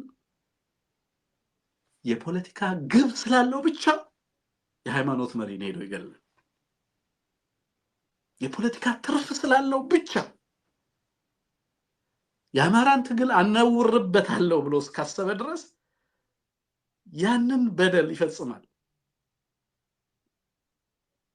ያንን ነውር ይፈጽማል so እቺህት እንግዲህ ፓርላማ ባለች ታገተች ስላገዛዙ እኮ ብዙ ነገር ይነግራል አያሳፍረውም እሱ የፓርላማ ባሏ ታገተች የሚለው ነገር የሚፈጥርበት ገጽታ ምን ገጽታ አለውና ይጨነቃል ብለህ ነው ጉዳዩ አይደለም ግን በቃችንም የፓርላማ አባል መጠጥ እገታ ለሚፈልገው ፖለቲካዊ ግብተ አጫሉን ገሎ እኮ ፖለቲካሊ ሰራ የሚፈልግ እኮ ነው ስመኛውን ገሎ ፖለቲካ ትርፍ ማግኘት የሚፈልግ እናምባቸውን ገሎ የፖለቲካ ትርፍ ማግኘት ከዛ እንዴት አማራውን በቀጣይነት ያጋጨው ቀጥላለው እኮ የሚል እኮ ነው አጠገቡ ያሉ የሃይማኖት አባቶችን ይገላል ያባገዳዎችን ይገላል ለሚፈልገው የፖለቲካ ትርፍ ይጠቀም ይውላችሁ ምንም ነገር ያደርጋል ሀገር ይሸጣል የሌላን ሀገር ጦርነት ይዋጋል እዘምታለው ለአሜሪካን ይላል ምንም ነውር የለም ምንም ገደብ የለም ማንስ ያስቆመዋል ማንስ ይጠይቀዋል so የፓርላማ አባሏን ግድያም እገታን በተመለከተ facts don't matter ይሄን አገዛዝ ማናገታት አይጠቅም የሷ መታገት ምን ማለት ነው? አይጠቅመው የሚጠቅመው ኦኬ ኦነግ ሸኔን በኢሰመኮ በኩል ይሄንን ያደረገው ኦኤልኤ ነው ብለህ መግለጫ እንድታወጣ ነው። ትርፉ እሱ ነው። የሴትዮዋ በህይወት መኖር አለመኖር ዋጋ የለውም። ለዚህ አገዛዝ አይጠቅምም። የሚጠቅመው በሷ መታገት ውስጥ የሚገኘው ፖለቲካዊ ትርፍ ነው ብሎ የሚያስብ ነው። ኖ የሷ መታገት ያገዛዙን አቅም በተመለከተ ያለም አቀፉ ማህበረሰብ ነው ይሄ መንግስት ሀገሪቱን አይደለም የራሱ ሜምበርስ ኦፍ ፓርላመንት በ500 እና ምናምን የሚቆጠሩትንም ጭምር ጥበቃ ሊያደርግላቸው አይችልም የሚለውን ያለም አቀፉ ማህበረሰብ ማየቱ በሀገሪቱ ላይ የሚፈጥረው ነገር አይደለም። ስለ መንግስትነት ቁመናው የሚናገረው አስጨንቀው የሚያስጨንቀው የሀገር ውስጥ ፖለቲካ ፍጆታ በተለይ እነዚህ ታጠቁ ኃይሎችን ያስወነጅልልናል ወይስ አያስወነጅልልንም? ግድቡን ሰተን አሜሪካ ፋኖን እንድታጠፋልን እንፈልጋለን የሚሉ ናቸው ጋይስ። I mean, it's unbelievable. ኢትዮጵያ ለብዙ ዘመናት ብዙ ዋጋ የከፈለችባቸው ጉዳዮች የህዝባችንን ነገር የህዝባችንን ቀጣይነት ሸጠን አማራን ካሸነፈልን ምን ቸገረን የሚሉ ናቸው። ግድቡን ሰተን እኮ ፋኖን ወንጅሉልን ማለት እንችላለን የሚሉ ናቸው። በቀደም እንዳልኩት ፋኖን የሚያግዘው አካል የውጭ ሀገር አካል ቢሆን ኖሮ የአማራን ትግል ፈልቅቀው ማንኛውንም ነገር ሰጥተው ሁሉን ነገር ሸጠው የአማራን ትግል ከነሱ ተቀብለው ኦኬ ሙሉ ለሙሉ ያጠፉት ነበር። So everything is commodable, like ይሸጣል ይቀየራል ወደ ምን የአማራ as long as የአማራን ትግል እስከደፈቀ ድረስ። ሶ ይሄንንም በተመለከተ የዚህችን የፓርላማ አባል በተመለከተም ተመሳሳይ ነገር ነገ ተነገ ወዲያ እንሰማለን። ትናንት እንዳልኩት የሙስሊም የኡስታዞቹን ግድያ ጎንደር ላይ መግለጫ አውጥቷል። የአማራ የእስልምና ጠቅላላ የእስልምና ጠቅላይ ምክር ቤት የክልሉ ጠቅላይ ምክር ቤት ማለት ነው አውግዞ መግለጫ አውጥቷል። እንዳልኩት ያው ለምን አላማ አገዛዙ እንደሚጠቀምበት እንደምታውቁት ነው። አንዳንድ ቦታዎች ላይ ሰልፍም እንዲደረግ ምናምን ሲያደርግ ነበር የነበረው። obviously ወዲያው immediately ወደ ፖለቲካ ትርፍ የሚቀየር በዋናነት አገነስት አማራ ምንንም ነገር መቀስቀስ ከቻለለት ለዛ ፐርፐዝ ይጠቀማል ማለት ነው። ናው ወደ ማርች 8 ነው ዛሬ። እሱን ተከትሎ የብራኑ ነጋን ጉዳይ አንሙት ልኮልኝ ብራኑ ነጋ ተተክቷል ምናምን ብሎ እኔ አንደኛ ግለሰብ ሌጋሲውን በተመለከተ ጸረ አማራነቱን በተመለከተ በሚገባ ኤክስፖዝ አድርገናል በተደጋጋሚ። አሁን የፈጠርነው የአማራ ትውልድ ብራኑ ነጋንና አስተሳሰቡን አይቀበልም። that's a victory for የአማራ ህዝብ ትልቅ ድል ነው ብዬ ማስበው እሱን ከእንደዛ አይነት እስር ማላቀቅ መቻላችን ነው። አማራ ግን በቀጣይ ሰውየው ለኔ ምንም አይደለም። ደመቀ ተነሳ ብለን ዜና እንሰራለን ወይ? አረጋ ተነሳ ብላችሁ ዜና ትሰራላችሁ ወይ? ምን ይጠቅማል? አረጋ ወደ ፋኖ ተቀላቀለ ትልቅ ዜና ነው because future ኮርሱን ይቀይራል። የሰውየውን ፓስት ያጠፋውን ጥፋት ያደረገውን ነገር ቀይሮ በሌላ የታሪክ ምዕራፍ ያሰልፈዋል። ደመቀ ፋኖን ተቀላቀለ ይባል okay it changes the course of history የታሪክን ምዕራፍ ይቀይራል። ደመቀ ተነሳ ምንድነው? ምንም አይደለም። ለአማራም ዜና አይደለም ላገዘው። ምክንያቱም successfully okay ፖለቲካዊ ሀብቱን ፖለቲካዊ ክሬዲቱን አሳጥቶታል። ሲነሳ ምንም ነው ሰውየው። ኦኬ መነሳቱ ብቻ አይደለም ለሕክምና ውጭ ሀገር መሄድ አይችልም። የቁም እስር ላይ ነው የሚገባው። ተመስገን ጥሩነን አሁን አነሳው አላነሳው ተመስገን ጥሩነን እንደ ተጫዋች ለጋና ሸጠው ቢባል አሜን እግር ኳስ ተጫዋች ቢሆን probably የስፖርት ጋዜጠኞች ይዘግቡት ይችላሉ። በስለኛ እግር ኳስ እንደማይችል ለምናቅ ሰዎች የሱ ለጋና መሸጥ ትርጉም የለውም አይደለም። anyway ምንም ትርጉም አይሰጥም እነዚህ ሰዎች። politically relevant የሚሆነው ለአማራም የሚጠቅመው በሚዲያችንም ብናነሳው የሚጠቅመው እነዚህ ሰዎች በእነሱ በስልጣን ላይ ቁጭ ብለው በካቢኔ ውስጥ ህዝባችን ላይ ሲደርስ የነበረውን ውድመትና ጦርነት ሲያሳልጡ የከረሙ ሰዎች ስለነበሩ ሲነሱ ደግሞ ዛሬያቸውንም ነጋቸውንም ደምስሰው ስለሚወርዱ ፖለቲካሊ ምንም ትርጉም የላቸውም። ነገ የሚቀየር ነገር ስለሌላቸው ዜና እናደርጋቸውም። ምክንያቱም ነጋቸው አብቅቷል። that's the end of ብርሃኑ ነጋ by the way. Politically speaking, he's already dead.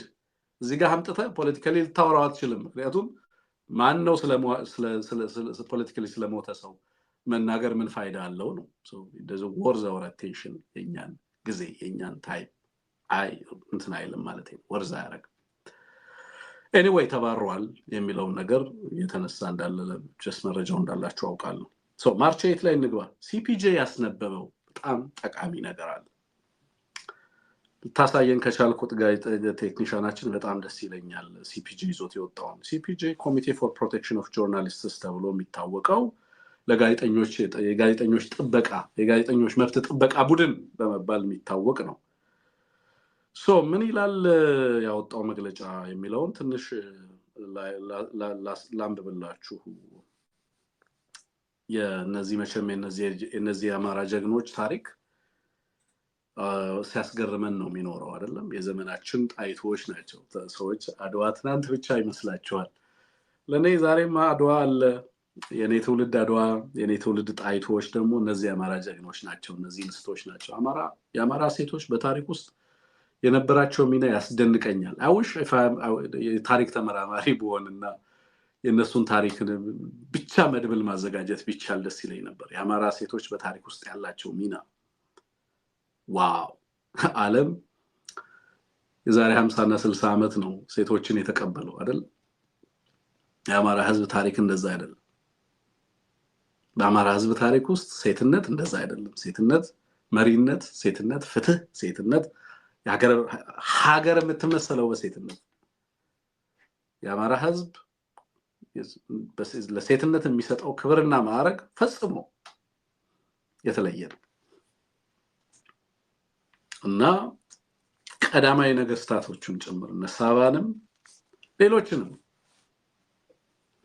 ከነሳባም ቅድመ ሳባ ከዛ በኋላም የነበሩት ውስጥ እስከ ቅርብ ጊዜ ንጉሰ ነገስት ዘውዲቱን ጨምሮ ንጉሰ ነገስታት ዘውዲቱን አጠራሩን እናንተ አስተካክሉት። እነሱን ጨምሮ የነበራቸው ሚና ቀላል አይደለም። እነ ጣይቱ ብጡል ታሪክ ቀላል አይደለም።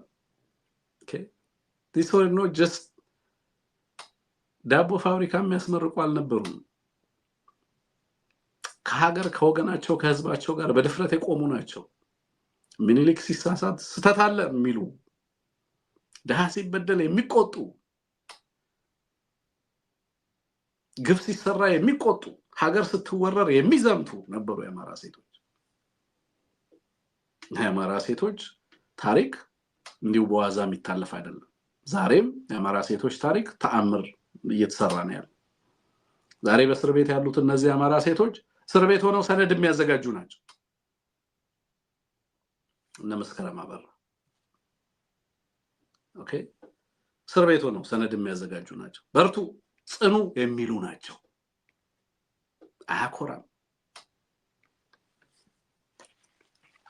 አያኮራም? እነዚህን መፍጠር መቻል አያኮራም? በዛ ሁሉ መስዋዕትነት፣ በወለጋ የሚከፈለው መስዋዕትነት፣ በየቦታው የአማራ እናቶችና እህቶች እየከፈሉ ያለው መስዋዕትነት፣ በዚህ ሁሉ ጦርነት ውስጥ ሆነው ወገባቸውን ጠበቅ አድርገው የአማራ እናቶች በባዶ እግራቸውም እየሄዱ ራሳቸውን ከጥፋት ለመከላከል በጦር ሜዳ ዘምተው እያታገሉ አይዞህ በርታ እያሉ ስንቅ እያቀበሉ መረጃ እያቀበሉ ከወገናቸውና ከህዝባቸው ጋር ቆመው ዛሬም እንደትናንቱ የአማራ ሴቶች እነተዋበች እነምንትዋብ ታሪክ የአማራ ሴቶች ታሪክ ቀላል ታሪክ አይደለም። ለብዙዎቻችን ከባድ ነው። እንቋቋመውና ምንሸከመው አይደለም። አነመስልም እኛ እነሱ ታሪካቸውን አይመስልም እኛ ትውልድ። በነገራችን ላይ ኦፍ ኮርስ አሉ ጥቂቶች ሕያው ማሳያዎች አሉ። በታሪክና በትውልድ መካከል ኮንቲኒቲ ስለመኖሩ ማሳያ የሆኑ እነ መስከረም አበራ ዛሬ ሞት ፍርድ ተፈርዶባቸዋል ይላል ሲፒጄ። የሞት ፍርድ ተፈርዶባቸዋል የአማራ ሴቶች። ለምን ይላል ሲፒጄ ከነ ምክንያቱ ያስቀምጣል። ለምን ተፈረደባቸው? ስለ አማራ ወገናቸው ምክንያት ስለሆኑ በአማራ ወገኖቻቸው ላይ የሚደርሰውን እልቂት ስላጋለጡ የሞት ፍርድ ተፈርዶባቸው ሞት ፍርድ ፊት ተፋጠው ይገኛሉ ይላል። Can you really understand the meaning? አማራ ይገባሃል ማወራው ነገር?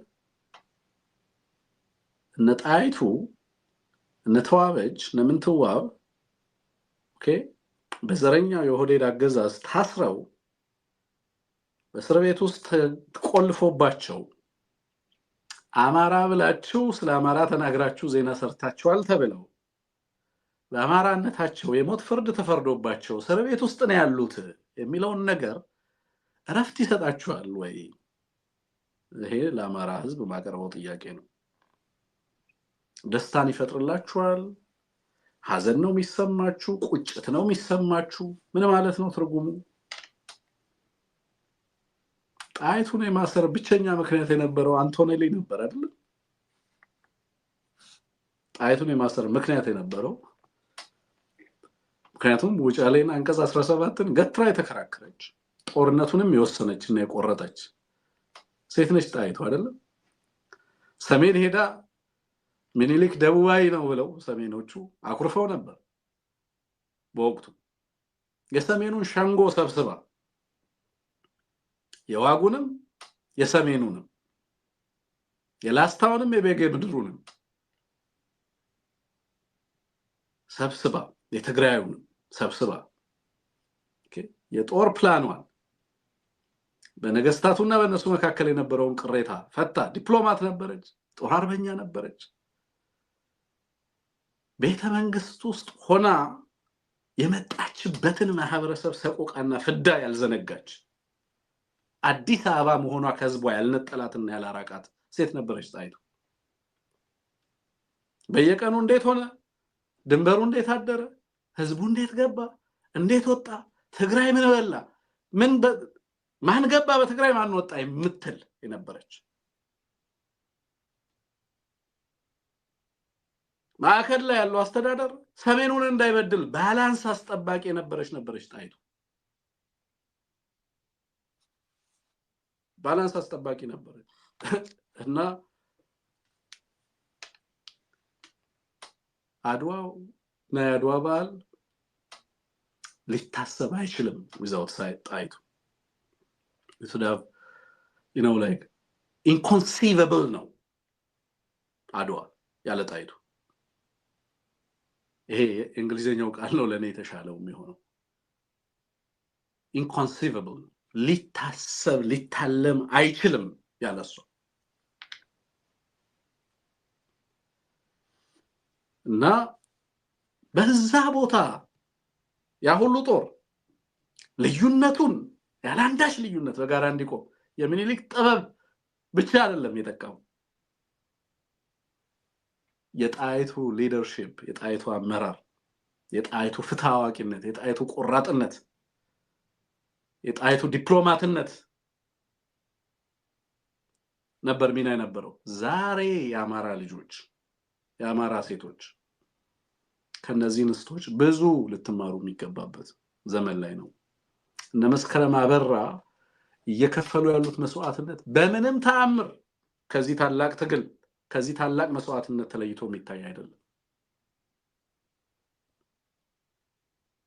እና የነሽመልስ አብዲሳ ካንጋሮ ኮርት የነሽመልስ አብዲሳ የዝንጀሮ መፋረጃ ወይንም የፍርድ ስርዓት በአማራ እህቶቻችን ላይ የሞት ፍርድ ፈርዷል ነው እያልኳቸው ያለው።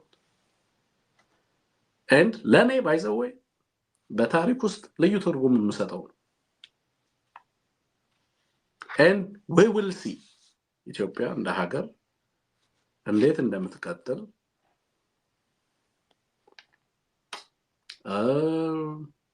አብረን የምናየው ነው የሚሆነው። እንደ አማራ ልጆች ላይ ሞት እየፈረደች በእህቶቻችን ላይ ሞት እየፈረደች እና የማንቀበለው የመጨረሻ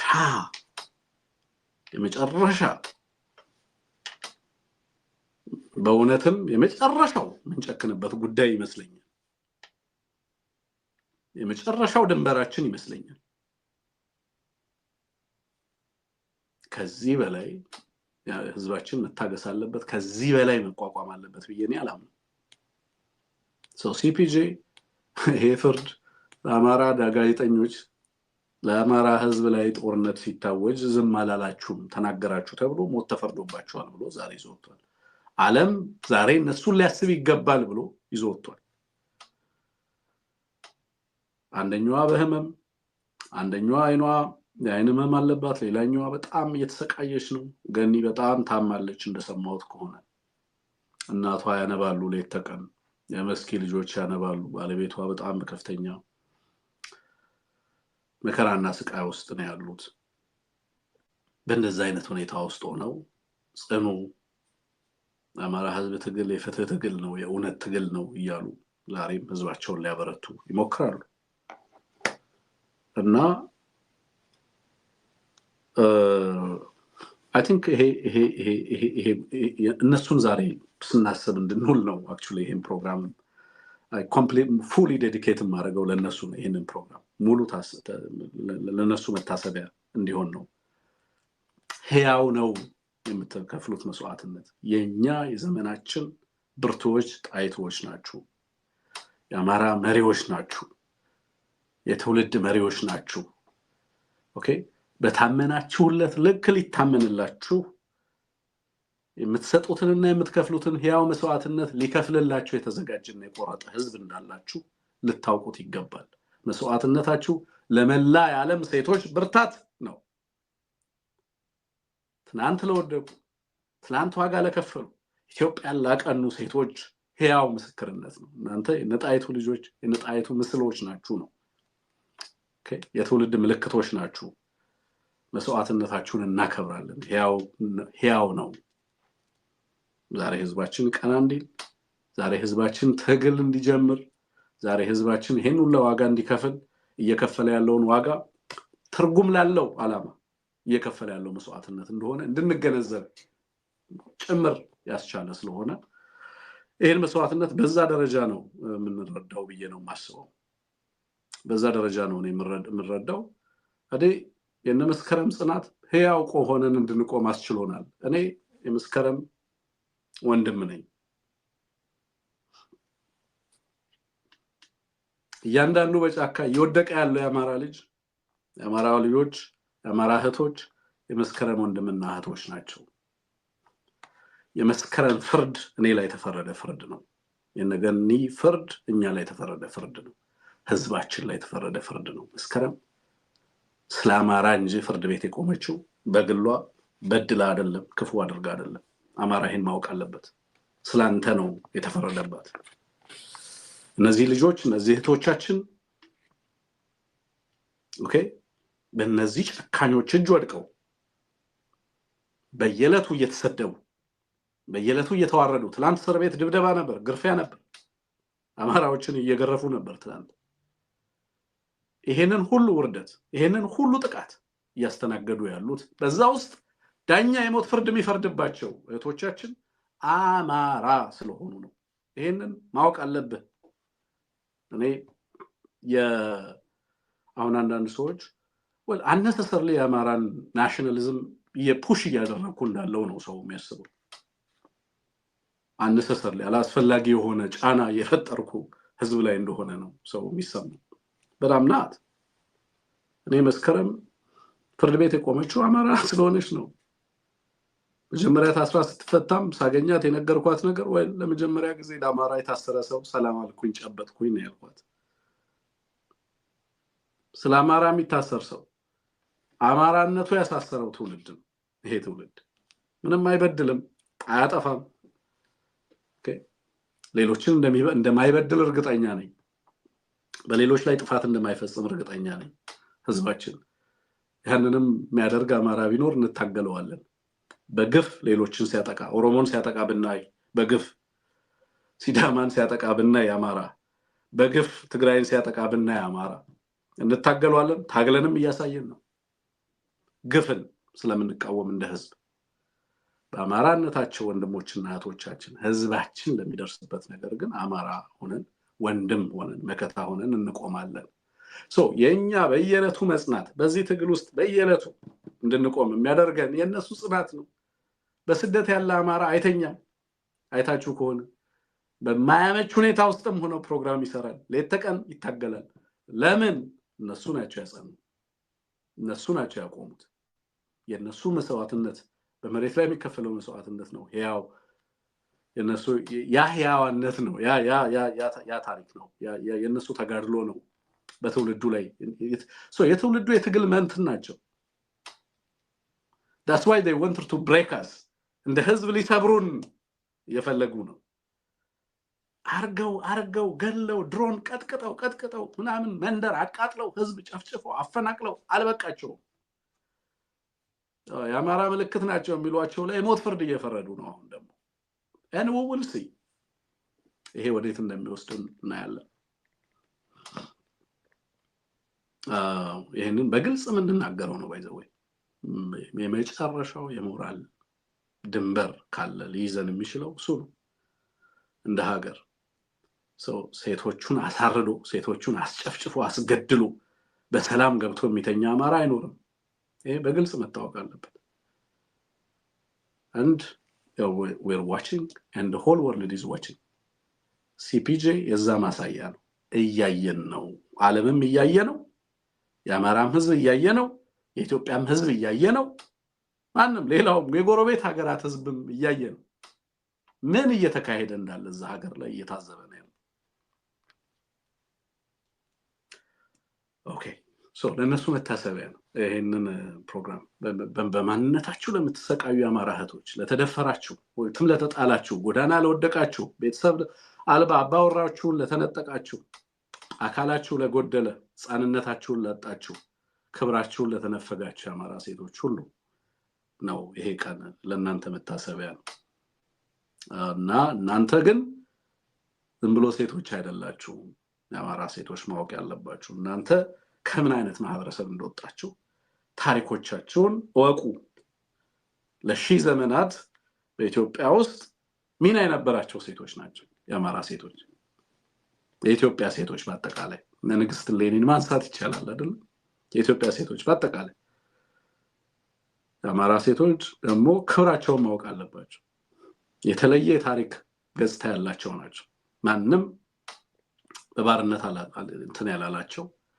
ማንንም ጥቃት ያልፈጸመባቸው ወንዶች በተገኙበት ብቻ ሳይሆን ባልተገኙበትም ጭምር ተገኝተው አመራር የሰጡ ሀገርን ያጸኑ ህዝብንና ትውልድን ከጥፋት የታደጉ ሀገርን ለኛ ለትውልድ ያስረከቡ ናቸው በዛ ልክ ተገኙ እውነት የምሬን ነው ማለት ዛሬም እየከፈላችሁ ያላችሁት በዚህ ትግል ውስጥ አውቃለሁ በዲያስፖራ ያሉ የአማራ ሴቶች it's unbelievable እናንተ ባትኖሩ የት እንደምንደርስ አላውቅም ይሄ ትግል የት እንደሚደርስ አላውቅም የናንተ ያው መስዋዕት የናንተ ዋጋ ባይኖር እንዴት እንደምትደክሙ ይገርመኛል 2 እና 3 ስራ እየሰሩ የሚቆስሉ የአማራ ሴቶችን የሚያሳክሙ የሚቆስሉ የአማራ ወንድሞችን አለን የሚሉ ለታሰሩ ለምኑ መድረስ የሚፈልጉ በየትስር ቤቱ በየጥመጥለያ ጣቢያው በየቦታው ወደቀው ወገናቸው የሆነ ነገር ለማድረግ የሚጥሩ ሴቶች ይሄ ABC እንዳይዘጋ ይሄ እኔ ማውራበት ፕላትፎርም እናንተ ጋር ይሄ ፕሮግራም እንዲደርስ እዚህ ጋር በማስተባበር ሰለቸኝ ደከመኝ ሳይሉ ይዋቸው የአማራ ሴቶች በየቀኑ ታዘቡ እዚህ ፕሮግራም ላይ ገብታችሁ ሊያግዙ የአማራ ህዝብ ድምጽ እንድንሆን እኛለ ወንድሞቻቸውን ሊያቆሙ የሚደክሙ የአማራ ሴቶች እናት ሆነው ወንድም ሆነው የተበደለውን የተሰደደውን ለማጽናናት የወደቀውን ለማንሳት አካል የጎደለውን አካል እንዲኖረው ለማድረግ ተስፋ የቆረጠው ተስፋ እንዲኖረው ለማድረግ መንግስት በሌለው ህዝብ ላይ መንግስት ሆነው መንግስት በሚያድነው ህዝብ ላይ ተስፋ ሆነው ይሄንን ህዝብ ለማቆም እየሰሩ ያሉ የአማራ ሴቶች አሉ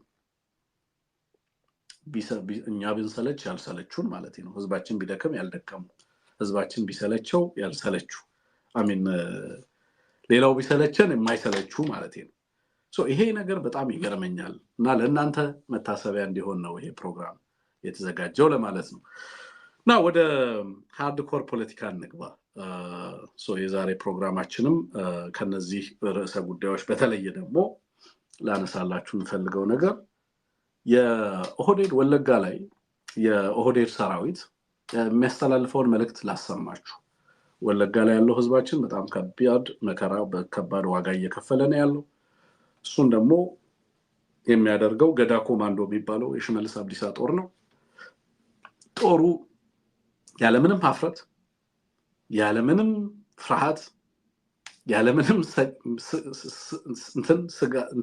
ስጋት ወጥቶ በአደባባይ የሚናገረውን ስሙ ዛሬ ይሄንን ማሰማት ስለሚያስፈልግ ለታሪክ ይቀመጥ ኦኬ just this is the piece of የአማራ ህዝብ ታሪክ አካል ነው የኢትዮጵያ ህዝብ ታሪክ አካል ነው ነገ በህዝብና በሀገር ላይ ለሚደርስ ውድመትና እየደረሰ ላለ ጥፋት መስክር ሆኖ የሚቀርብ ነው የሚናገሩትን ንግግር ስሙ እና እኔ አስተረጉማለሁ የሚሉትን ነገር ለምን ይልሽ አሬ ሃደከቱ ከሌሳ ወለጋ አሬዳን ፍቴራ ወረብሲታ አሬኛ አሬ ከነስ ከሳ ሲባስነኑት ኮቴ ዱዳ ከገኛና ኑኒ አሬዳን አከዱፍቴ ታሬዳን ዴቢታሺ አሬ ዮዴቭኔስ እንገሽነኑ ነማምትሺ ቆምጬ ሃደራው ሼር ጎዳ ብራንጋ ጆሎ ሼር ጎዳ ፊ ነምትቲ ከናም ነምትቲ ቆሻሻ ወጀሜ ነመለም ፈቃት ጉን ሰሬ በረባሶ ዳንፍቴ በረባሶ ሞ በረባሶ አሬዳን ብዬ ድፍቴ አምቸ ዳለቸ ሲረጅሩ ሰነስ ያችስ ነሽ ቆምጮች ያ ትርጉሙን ላድርስላችሁ እኔ ጋር የተቆራረጠ ነው የተሰማኝ የነበረው ምናልባት ቴክኒሻናችን አንተ ጋር የተቆራረጠ ከሆነ አላቀም እየደረሰ ያለው ጥርት ብሎ እየደረሰ ከሆነ ድምጹ እንደሰማችሁት ማረጋገጥ ፈልጋለሁ ጻፉልኝ ጥርት ብሎ ተሰምቷችሁ ከሆነ ሚሉት ነገር ማለት ሚሉት በአጠቃላይ ያው እንግዲህ ባለጌን ስደበው መልሶ እንትን ራሱን ነውር ልካቷል ጥፋት ልካቷል ህግ የለም ህዝባችንን የሚጠብቅ ምንም ኦርደር የለም ምንም ሴኩሪቲ የለም አሁን በአማራና በአገዛዙ በኢትዮጵያ መካከል ያለው ግንኙነት እንዳልኩት የጥፋት ግንኙነት በቃ ህዝባችንን ለማጥፋት የሚዘምትና ህዝባችን ራሱን ያሸሸ ያስመለጠ ያለበት ሁኔታ ነው ያለው ይሄንን ለመረዳት የምትቸገሩ ሰዎች ካላችሁ መጣችሁ ምንድነው የሚሉት እናንተ ትናንት ባህያ መታችሁ ወደ ወለጋም ወደ ኦሮሚያም ባህያ መታችሁ እኛ ላይ የሰፈራችሁ ቆማጦች ናችሁ ምኒልካውያን ናችሁ እናርዳችኋለን እናጠፋችኋለን ሼር አርጉት ይላሉ ሼር አርጉት ነገሯቸው ለነዚህ በጣም ጸያፍ ቃል ይጠቀማሉ አማራዎች ጎጃሞች እናጠፋችኋለን ይላሉ በግልጽ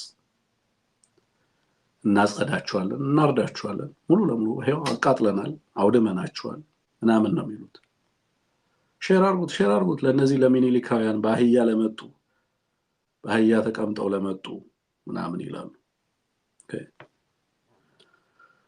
ዋው ጄኖሳይድ ነው የሚያወሩት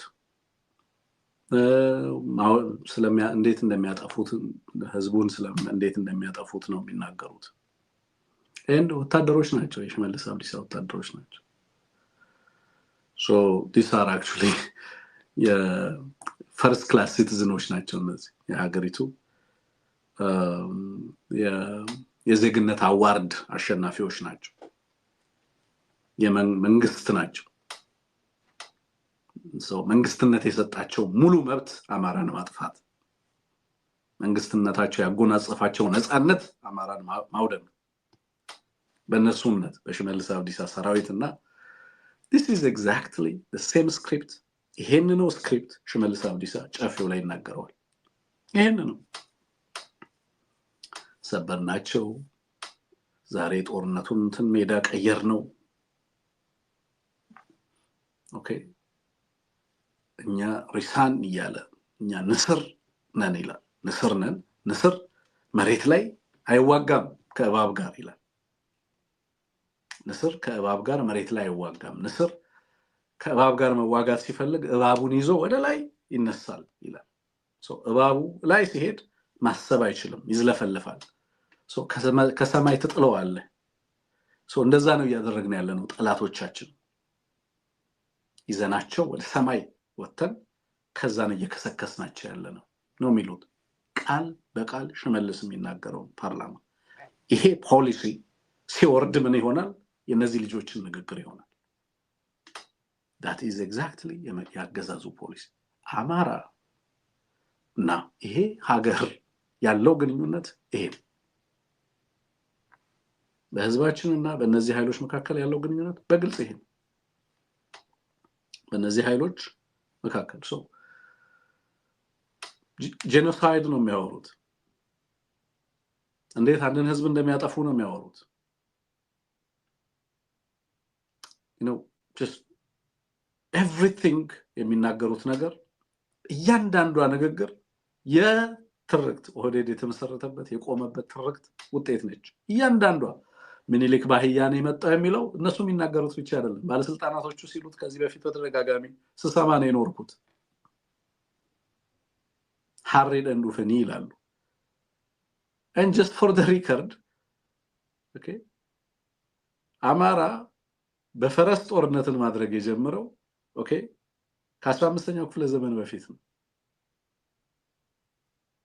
የአማራ ፈረሰኛነት ታሪክ የአማራ ህዝብ ታሪክ ከ15ኛው ከ16ኛው ክፍለ ዘመን በፊት የነበረ አህያ የሚጋልብ ህዝብ አይደለም ፈረሰኛ ህዝብ ነው ፈረስን እና አህያን አዳቅሎ በቅሎን የፈጠረ ህዝብ ነው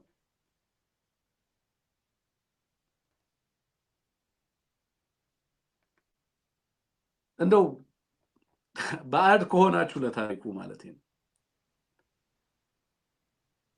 ሐሬዳን እንድፍነ ያማር ወይንም ባህያ አለመጣም አማራ ወዴትም ከየትም አለመጣም ያለ ህዝብ ነው ያለ ነው ነገም የሚኖር ነው ወደፊትም የሚኖር ነው the same is true ኦሮሞም ያለ ወደፊትም የሚኖር ህዝብ ነው በእናንተ ብልግና ልክ አንወርድም የአማራ ህዝብ መጠንቀቅ ያለበት በዚህ ነውር ልክ እንዳይወርድ ነው ይሄ ነውር ለምን እንደሚነገር እናውቃለን ይሄንን ለምን እንደሚል እናውቃለን ሽመልስ አብዲሳ ይሄንን ንግግር ለምን ሼር አርጉት ይያሉ እንደሚናገሩ በአደባባይ እናውቃለን በአማራና በኦሮሞ ህዝብ መካከል ምን መፍጠር እንደተፈለገ እናውቃለን ያንን እድል አንሰጥም ነው አማራ ማለት ያለበት ያንን መፍቀድ የለበትም እንደ ህዝብ የሚለውን ነገር በደንብ አስምሩልኝ ኦኬ ግን ይሄ አገዛዝ በተሸነፈ ቁጥር ይሄን እያደረገ ነው ያለው አዲስ አበባ ላይ አማራን በተመለከተ በመላ ሀገሪቱ ላይ የሽመልስ አብዲሳ አገዛዝ ይሄንን እያደረገ ህዝብ እያስታጠቀ ህዝብን በጠላትነት እየፈረጀ አብይ አህመድ ወለጋ ሄዶ ጠላት እየመጣ ነው ጭራቅ እየመጣ ነው እያለ ለህዝብ እየተናገረ ያንንም ኦኤልኤ በመግለጫው እየነገረን ምርጫ ለንወዳደር ነው ደሞ ብለው ኦኬ ምርጫ መወዳደር መብታችን ይጠበቅልን አሉ አማራዎች ተብሎ ደሞ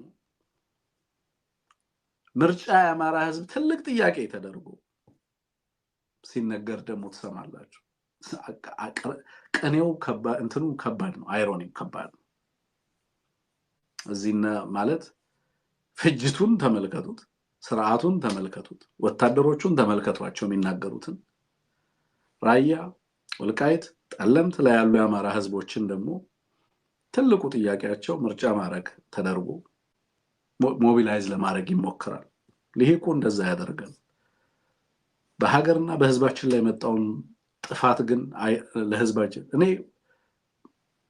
ሌሎች አካባቢዎች ላይ የሚደረጉ ሰልፎች I'm quite positive ችግር የለብኝም ግን ይሄንንም ውልቂት በህዝብ ላይ የሚደርስን ፍጅትም አውገዝ ተገቢ ነው ወለጋ ላይ በተለያየ ቦታ ላይ አማራው ላይ የሚደርሰውን ውድመት ፓርላማ ተወክለ ስትመጣ ፓርላማው ላይ ያለችው ሴትዮ ተታገታለች ኳንተም ነገ ተታገታለች ሀገርና አማራ ሲኖር መሰለኝ ያንተ ፓርላማ ወክልነት ሚና የሚኖረው ማለት ነው አይደርስም ወይ ምርጫው ከህዝብ በኋላ ከልቂት በኋላ አይደርስም ወይ መመረጥ የሚፈልገው አካል ቢሆን ስርዓት እንዲኖር ህዝብ ከጥፋት እንዲድን ማድረጉ አይቀድምም ነበር ወይ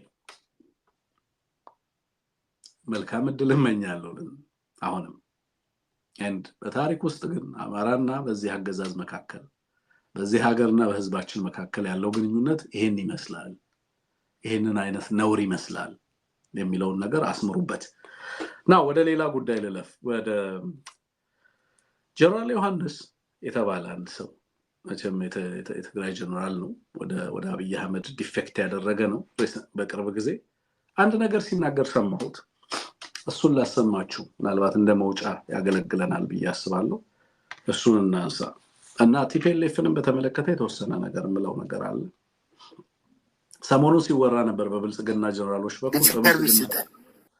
በብልጽግና ኃይሎች በኩል የድብቅ ድርድር እየተደረገ ነው የሚል ነገር ሲነሳ ነበር የነበረው እሱን ህዋት አስተባብሏል የድብቅ ድርድር የሚባል ነገር የለም የሚል ነው ጀነራል ዮሐንስ ግን አዲስ አበባ ላይ ይሄንን ሲናገር ሰምቻለሁ ስቱዲዮ እየገባው ይያለ እና እስኪንስ ነው አላትነ ግን ሰርቪስ ስጠን ህዝቡ ትንሽ ቆም ብሎ ማሰብ አለበት የት የታየ ነው እንደዚህ አይነት ፖለቲካ ጠላት ብለ ጠላት ነው ትገጥማለህ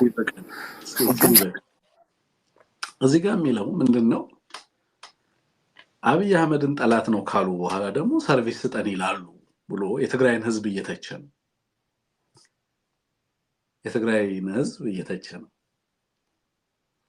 እና እኔ ያልገባኝ ነገር አለ ወይ ማለት ጀምር ያለው ባይዘው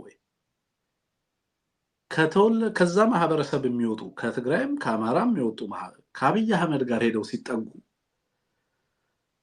የሚናገሩት ነገር እና የሚናገሩትንና የሚያስተጋቡት መልእክት ፈጽሞ ማለት ሊገባኝ አልቻለም ከኔ ነው ወይ ችግሩ ሁላ እስክል ድረስ ማለት ነው አሁን ምንድነው የሚለው እዚህ ጋር አብይ አህመድን ጠላት ነው ካሉ በኋላ ደግሞ ሰርቪስ አገልግሎት ስጠን ይላሉ እና እንዴት አገልግሎት ጠላት ነው ካልከው ኃይል ተጠብቃለ አገልግሎት መስጠት የለበትም አይነት አንድምታ አገልግሎት ለህዝብ የሚሰጠው ይሄ አገዛዝ የፌደራል መንግስት በሱ አባባል መስጠት የለበትም ጠላት ነው ለሚል አካል አገልግሎት መስጠት የለበትም የሚል ነው አንድምታው እና ጠላት ነው ካሉ በኋላ ደግሞ አገልግሎት አገዛዙን ወዳጅ አድርጎ ከመቀበል ጋር የተገናኘ ነው ያገዛዙ ቸርነት ነው ኦኬ በኢትዮጵያ ውስጥ መብራትም መድኃኒትም ነዳጅም ወይ የሆነ ነገርም የፌደራል በጀትም ለሰራተኞች የሚከፈልም ደሞዝ አገዛዙን ስትቀበል የሚመጣ ነው ስለዚህ ያገዛዙ ነው ስለዚህ ኢትዮጵያም ያገዛዙ ነች ኦኬ እነዚህ ሰዎች እንደዛ ነው የሚሉት ኢትዮጵያም ያገዛዙ ነች አገዛዙ ሲፈቀድ ነው የምትበሉት አገዛዙ ሲፈቀድ ነው የምትተኙት አገዛዙ ሲፈቀድ ነው የምትመርጡት አገዛዙ ሲፈቀድ ነው የምትገቡት አገዛዙ ሲፈቀድ ነው የምትወጡት አገልግሎት መስጠትም አገዛዙን ከተቀበላችሁ አገልግሎት ይሰጣል ካልተቀበላችሁ ግን አገልግሎት አይሰጥም and ሳምንት አልሆነውም ከዛ ከወጣ and በሳምንት ውስጥ ምን ቢደረጉ ነው በዚህ ደረጃ ወጥተው አገዛዝ ሳይቀበሉ አገልግሎት ስጠን ማለት ምን ማለት ነው ይላሉ so ይሄ ማይንድሴት በአዴን ጋር ያለ ማይንድሴት ነው ይሄ ያረዳድ በነገራችን ላይ በአዴን ለምንድነው ህዝብህን የምታስጨፈጭፈው ብትሉት እንዴ ደሞዝ እኮ የሚከፍለን እኮ መንግስት ነው እና ደሞዝ አንበላም እኮ መንግስት ከሌለ ሚሉ ናቸው ኦኬ ሶ ሚገድላቸው አገዛዝ ደሞዝ ከከፈለ ድረስ that's just መንግስት ሲፈልግ ማጥፋት ይችላል ህዝብን እና አገልግሎትም መንግስትን ስለምትደግፍ የሚቀርብልህ ነው ያገዛዙ እንትን ከሆንክ የሚቀርብልህ ነው እንዴ ይሄን ንግግር ሲናገር ሰምቻለሁ ሌላው ምን ይላል ጀነራል ፊልድ ማርሻል ጋር ደወልኩ ይላል ማርሻል ጋር ደወልኩ ጦርነት ውስጥ ሆነን ይላል ፕሪቶሪያ ሊኬድ ወይም ፕሪቶሪያ እየተካሄደ just ጦርነት ውስጥ ሆነው ኦኬ ማርሻል ጋር ደወልኩ ይላል ኦኬ ማርሻል ጋር ደወልኩና ሉክ ፕሪቶሪያ ገና አልተፈረመም ድርድር ላይ ናቸው እዛ ከዛ እሱ ማርሻል ጋር ደወለ ሲናገር አሰማችኋለሁ ማርሻል ጋር ደወልኩና ምግብ ስጧቸው እንጂ ለህዝቡ ቶሎ ስጧቸው ምግብ ለህዝቡ ስለው አንተ ሳትነግረን ምግብ እየሰጠን ነው አለኝ ይላል ማርሻልን በሱ አባባል ጦርነት ውስጥ ሆኖ ከማርሻል ጋር ያወራል ከማርሻል ጋር ያወራ ምን ይላል ምግብ አቅርብላቸው ዱቄቱንም ምንንም ስጧቸው ስኳሩንም ስጧቸው and ሲናገር ለህዝቡ ከዛ ህዝብ ይወጣ አይመስልም እኔ አድዋ አክሱም ባይጨፈጨፉ ደስ ይለኛል ነው ምናምን እንደዛ አይነት ንግግር ነው የሚያወራው ሲያወራ like የዛ ማህበረሰብ አካል የነበረ አይመስልም አሁንም የዛ ማህበረሰብ አካል ራሱን አድርጎ አይደለም የሚያወራው በቃ የተለየ አድርጎ ነው ራሱን የሚያወራው አሁንም ስለ ሚሊዮኖች የሚያወራ አይመስልም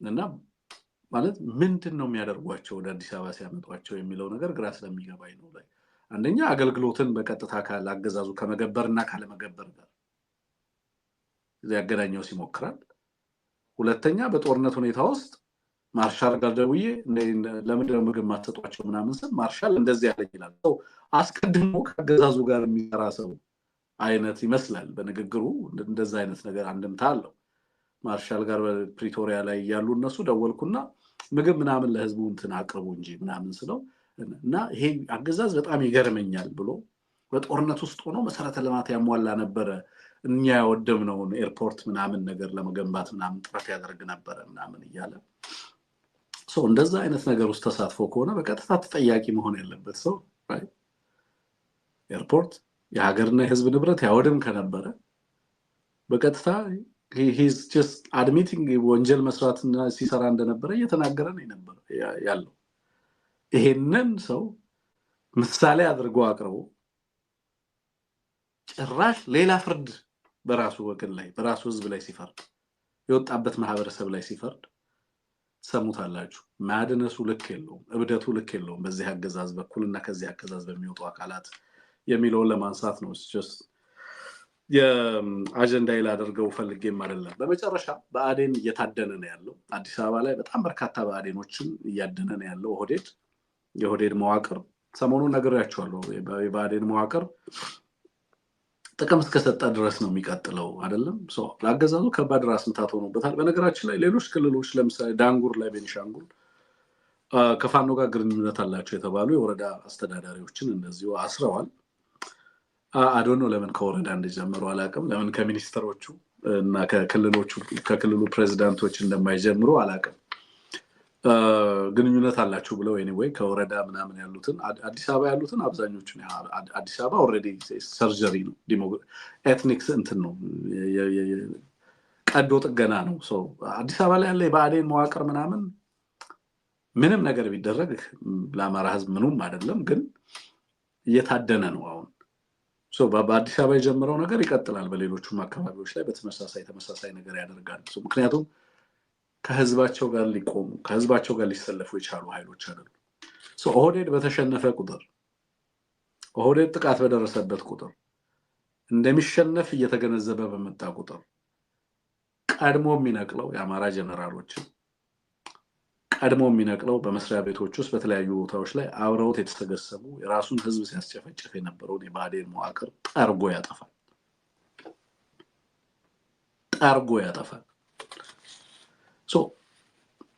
በምን አይነት መንገድ ራሳቸውን ሊያድኑ እንደሚችሉ አላውቅም there is ሁለት ነገር ነው ያለው አንደኛው ትግሉ ከባድ መስዋዕትነት የሚጠይቅ ነው ወደ ትግሉ መቀላቀል የሚያስችል ሁኔታ ቢኖር ያንን ህይወት አይፈልጉትም ትግሉ የሚያስከፍለው መስዋዕትነት ወይ ደግሞ በተለያየ መንገድ ለመክፈል ያለባቸው ዋጋ ለመክፈል ዝግጁ አይደሉም ስለዚህ ካገዛዙ መውጣት አይችሉም ካገዛዙ መነጠል አይችሉም አገዛዙ ሌላኛው ግን አገዛዙ በተሸነፈ ቁጥር ደግሞ የመጀመሪያ ነምበር 1 ሰስፔክት ተጠርጣሪ እነሱ ናቸው አሁን ደቡብ ጎንደር ላይ ደረሰው ነገር አለ ያው ከዛ እንደምታውቁት እንግዲህ በአዴን ውስጥ በአዴን ይሄ ሁሉ ጦርነት ይሄ ሁሉ ፍጅትና ልቂት በሚካሄድበት በተለያየ ቦታ ላይ አማራ ተገደለ ምናምን ሲባል በየለቱ በአዴን እና በአዴን ውስጥ ያሉ ኃይሎች አረጋ ከበደን አንስተው እንዴት ስልጣን መቆጣጠር እንዳለባቸው የሚያሰሉ ስብስቦች ዘው እርስ በርሳቸው ማለት በአካባቢ ተቧድ ነው እንዴት አንዱ አንደኛውን ጥሎ ፕሬዝዳንት እንደሚሆን የሚፎካከሩ ኃይሎች ናቸው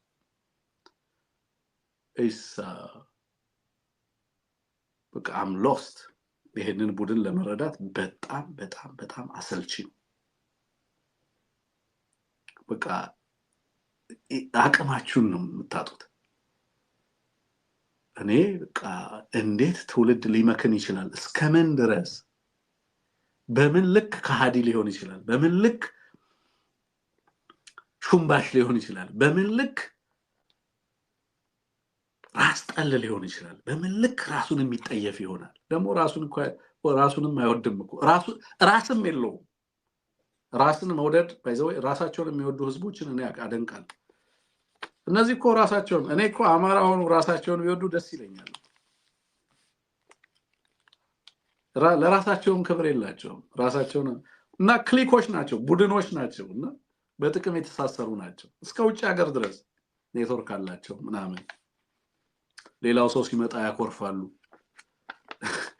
አማራ ምናምን ሌላ ሰው ሲነሳ ምናምን እንትን ይላሉ ስለ ወገናቸው ስለ ህዝባቸው ምናምን በጋራ ያናድዳቸዋል በጣም በቃ ይበሳጫሉ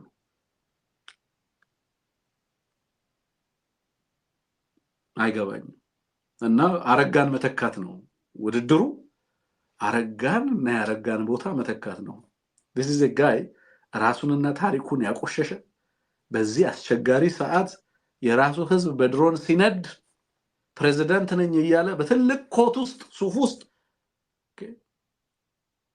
ገብቶ ሲወዛወዝ የምናየው ሰው ነው and ተስፋ አደርጋለሁ ደግሞ በነገራችን ላይ አንዳንዴ የሆነ ቀን ስነሳ ከወገኖቹ ጋር ተቀላቀለ የሚል ዜና ሰማ ይሆን እላለሁ የሆነ ነገር ሰምቶ የዚህ ቡድን ግፍ ገብቶት መቼም ቅርብ ናቸው ያቁታል ይሄ ቡድን ማን እንደሆነ አንዳንዴ ብዬ ተስፋ አደርጋለሁ ግን በመካከዛው ሆነው አንደኛውን አንስተው አንደኛው ስልጣን የሚይዝበት ሁኔታ ያስባሉ so scavenge ማድረግ ይፈልጋሉ ከነደደ ያማራ አጽም ላይ ከሰልም ቢሆን አማራ ከዛ ከሰል አጥንት ላይ እንደ ስካቬንጀር ይሄ ምን የሚባለው አሞራይል እንደሱ ያንን ከሰል ያማራን አጥንት መቆርቆር የሚፈልጉ ናቸው ከህዝባችን እልቂት ከህዝባችን ፍጅት ማትረፍ የሚፈልጉ ክብርና ሞገስን የሚፈልጉ በአማራ ህዝብ ውድመት በአማራ ህዝብ ሁለንተና እልቂት ውስጥ ትንሽ ፖለቲካል ፕሮፊት ካገኙ ምን ችግር አለው ፕሬዝዳንትኛ ምን ነው ሆነ ምናምን የሚሉ ማለት ምን አይነት ማድነስ እንደሆነ የማይገባኝ so anyway ሁለቱም ጠላት ነው በማን አይነ በዚህ አገዛዛይ የተሻለ ጠላት የለም ሁሉም በጣም የሚጠየፋቸው ናቸው ሰውም አይደሉም በሱ ሚዛን ሚረቡም አይደሉም ምክንያቱም ራሳቸውን አያከብሩ እሱ ለምን ያከብራቸዋል ፋኖን የሚያከብረውን ያህል የባዴንን መዋቅር አያከብርም ባይዘው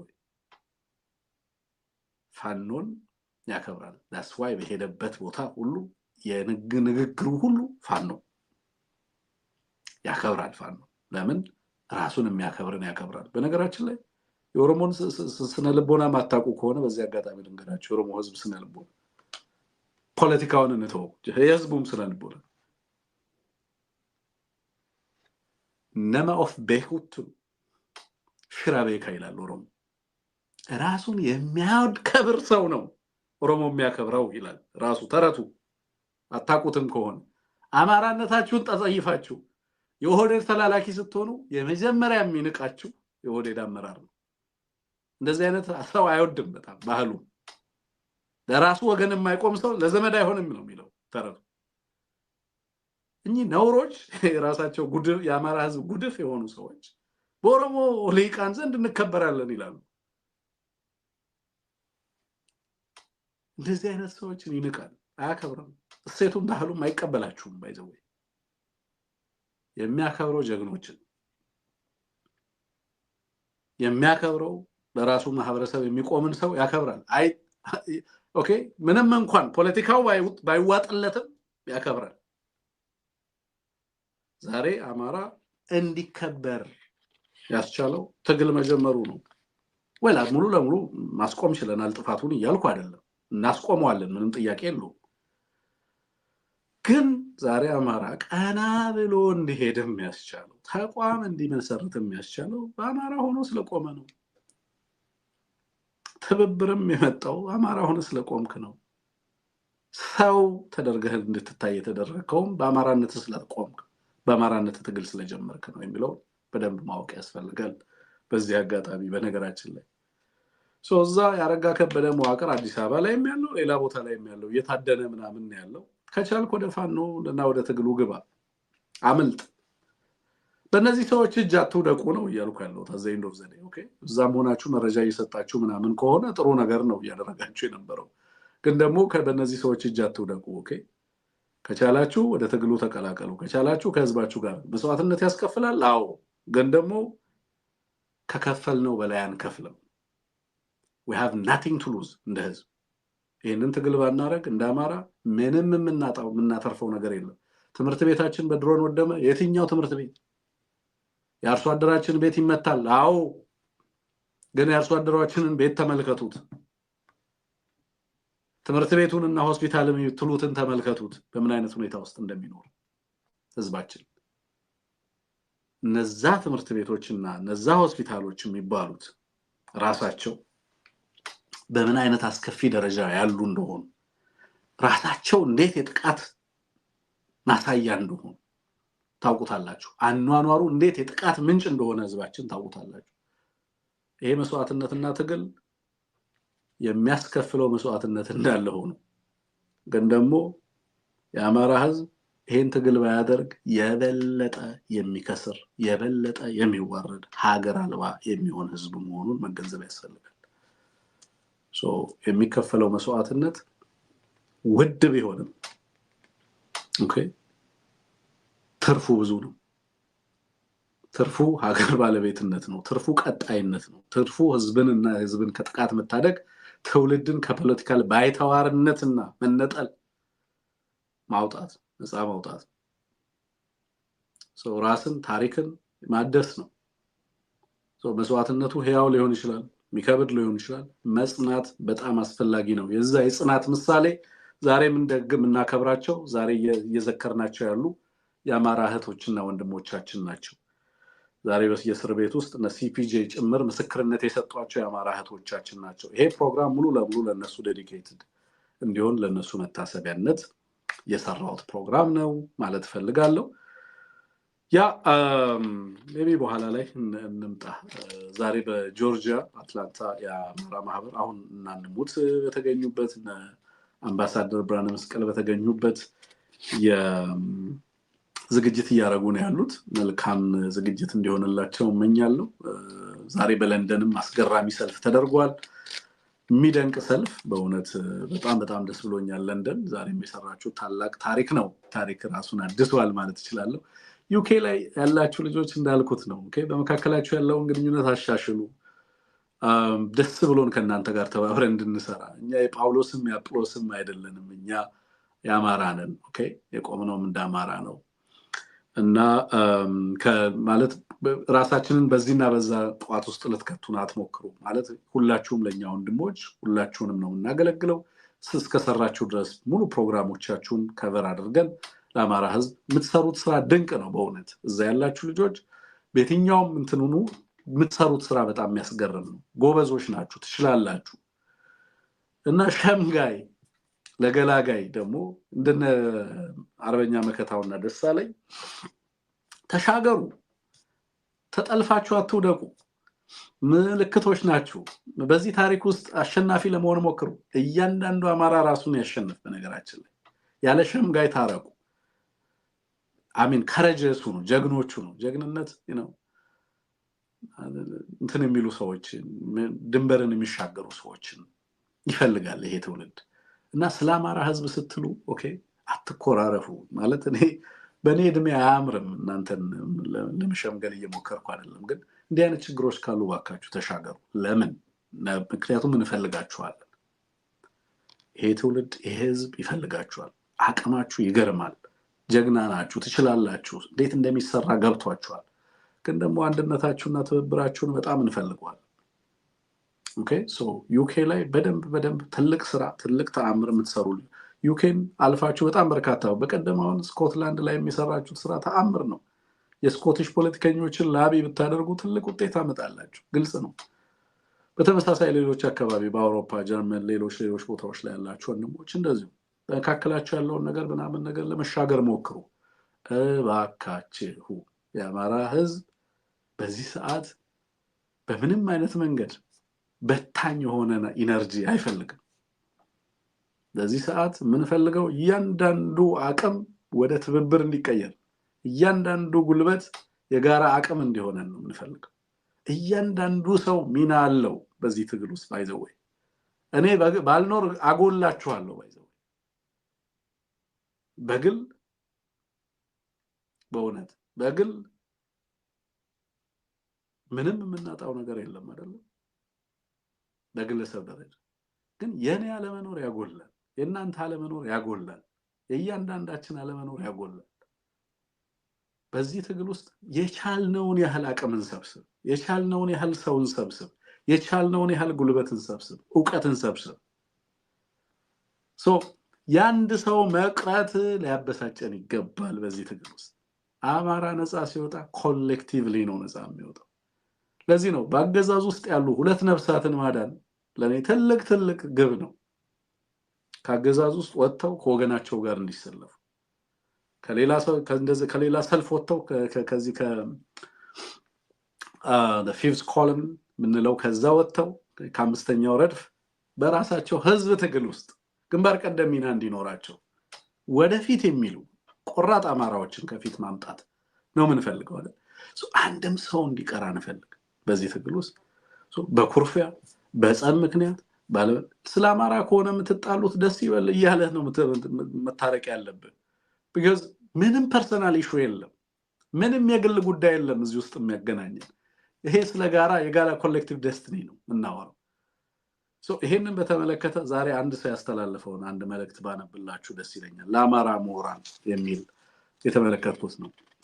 በቀጥታ ወደ መልእክቱ ከመግባቴ በፊት እናንተ ሁላችሁም ከምታውቁት አንድ የቁጭት ታሪክ ጠቀስ አድርጌ ልለፍ ይላል። እርሱም በአሌክሳንድሪያ ቤተመጻሕፍት ነው። የአሌክሳንድሪያ ቤተመጻሕፍት ለዘመናት የዓለማችን የእውቀት ማዕከል ነበረች። በወቅቱ የነበሩ ታላላቅ ፈላስፋዎች፣ ሳይንቲስቶች፣ የታሪክ መጽሐፍት፣ ድርሰቶች ከ700,000 በላይ ጥንታዊ ጽሑፎች ተቀምጠውባት ነበር። ነገር ግን ይህ የምሁራን መቅደስ በጦርነትና በፖለቲካ ግጭቶች ምክንያት በእሳት ጋይቷል። የዘመናት ጥበብ በመጥፋት የሰው ልጅ ለሺህ ዓመታት ያፈራው የእውቀት በአንድ ጀንበር አመድ ሆኖ ቀርቷል። ይህ ባይሆን ኖሮ የሰው ልጅ አሁን ካለበት የስልጣኔ ደረጃ ላይ ለመድረስ ምናልባትም ተጨማሪ ሺህ ዓመታት አይፈጁበትም ነበር። በተመሳሳይ በእኛም ዘንድ የትላንቱ የተለያዩ ጥፋቶች፣ የታሪክ ጥፋቶች እንዳለ ሆኑ በኢትዮጵያ በተለይ በአማራው ህዝብ ዘንድ የደረሱ ጥፋቶች በትናንትናው ዕለት ብቻ ጥንታዊና ታሪካዊ ታአካ ነገስት አትሮኖስ ማርያም ቤተክርስቲያን በአገዛዙ ሰራዊት አውድሞታል። እናንተ ታላቅ ምሁራን የትላንቱ የታሪክ ውስጥ ያነበባችሁ የጥቁር ህዝቦች የነጻነት ትግሎችና የጀግኖች አባቶቻችን ታሪኮች በዛሬው በእናንተ ደጃፍ ላይ ወድቋል። ዛሬ ወገናችን አገር ቤት ለሚከፍለው መስዋዕትነት እናንተ ውጭ ያላችሁ ምሁራን ለማገዝ በጽናትና በወኔ እንደምትቆሙ ዳግም ጥሬን እንደ አንድ ግለሰብ ሳይሆን እንደ አንድ ድርጅት ተወካይ ሆኜ ጥሬን አቀርባለሁ ይላል። ዛሬ ወገኖቻችን በድሮን ጥቃት በመፈናቀል ውስጥ ሆነው ሳይበገር አልሞት ባይ ተጋዳይ ሆነው ቆሙ።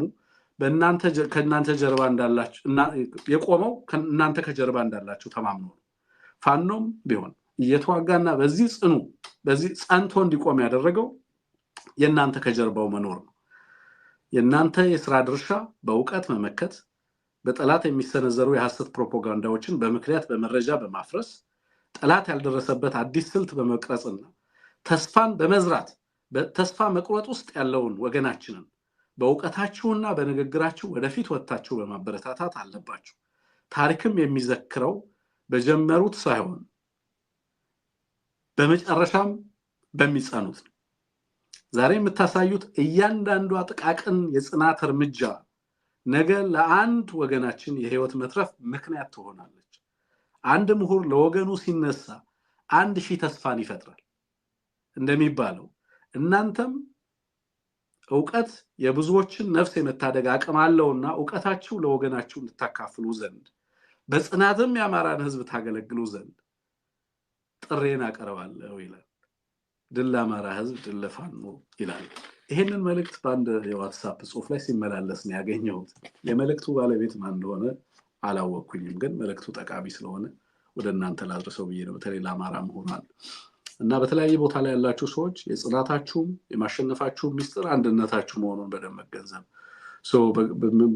ጠንካራ ስራ በአንድነት እየሰራችሁ ከነበረ ዛሬ በልዩነት የሚገጥሟችሁን ፈተናዎች መሻገር ለኔ ዳስ አክቹሊ ሊደርሺፕም የፖለቲካ መረዳትም እሱ ነው። የፖለቲካ መረዳት እያንዳንዱን ግጭት ወደ ኦፖርቹኒቲ መቀየር መቻል። ኦኬ ቅራኔዎቻችሁን መፍታት መቻላችሁ በአንድም በሌላ መልኩ የፖለቲካ መረዳታችሁ መገለጫ ነው።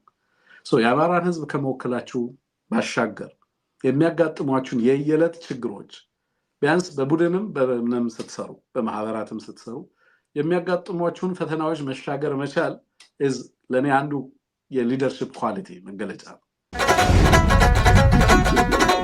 አውቃለሁ መራር ነው መራብ መጠማት፣ አውቃለሁ መራር ነው መራብ መጠማት፣ እሱ አይጸናም እንጂ እንደመተካት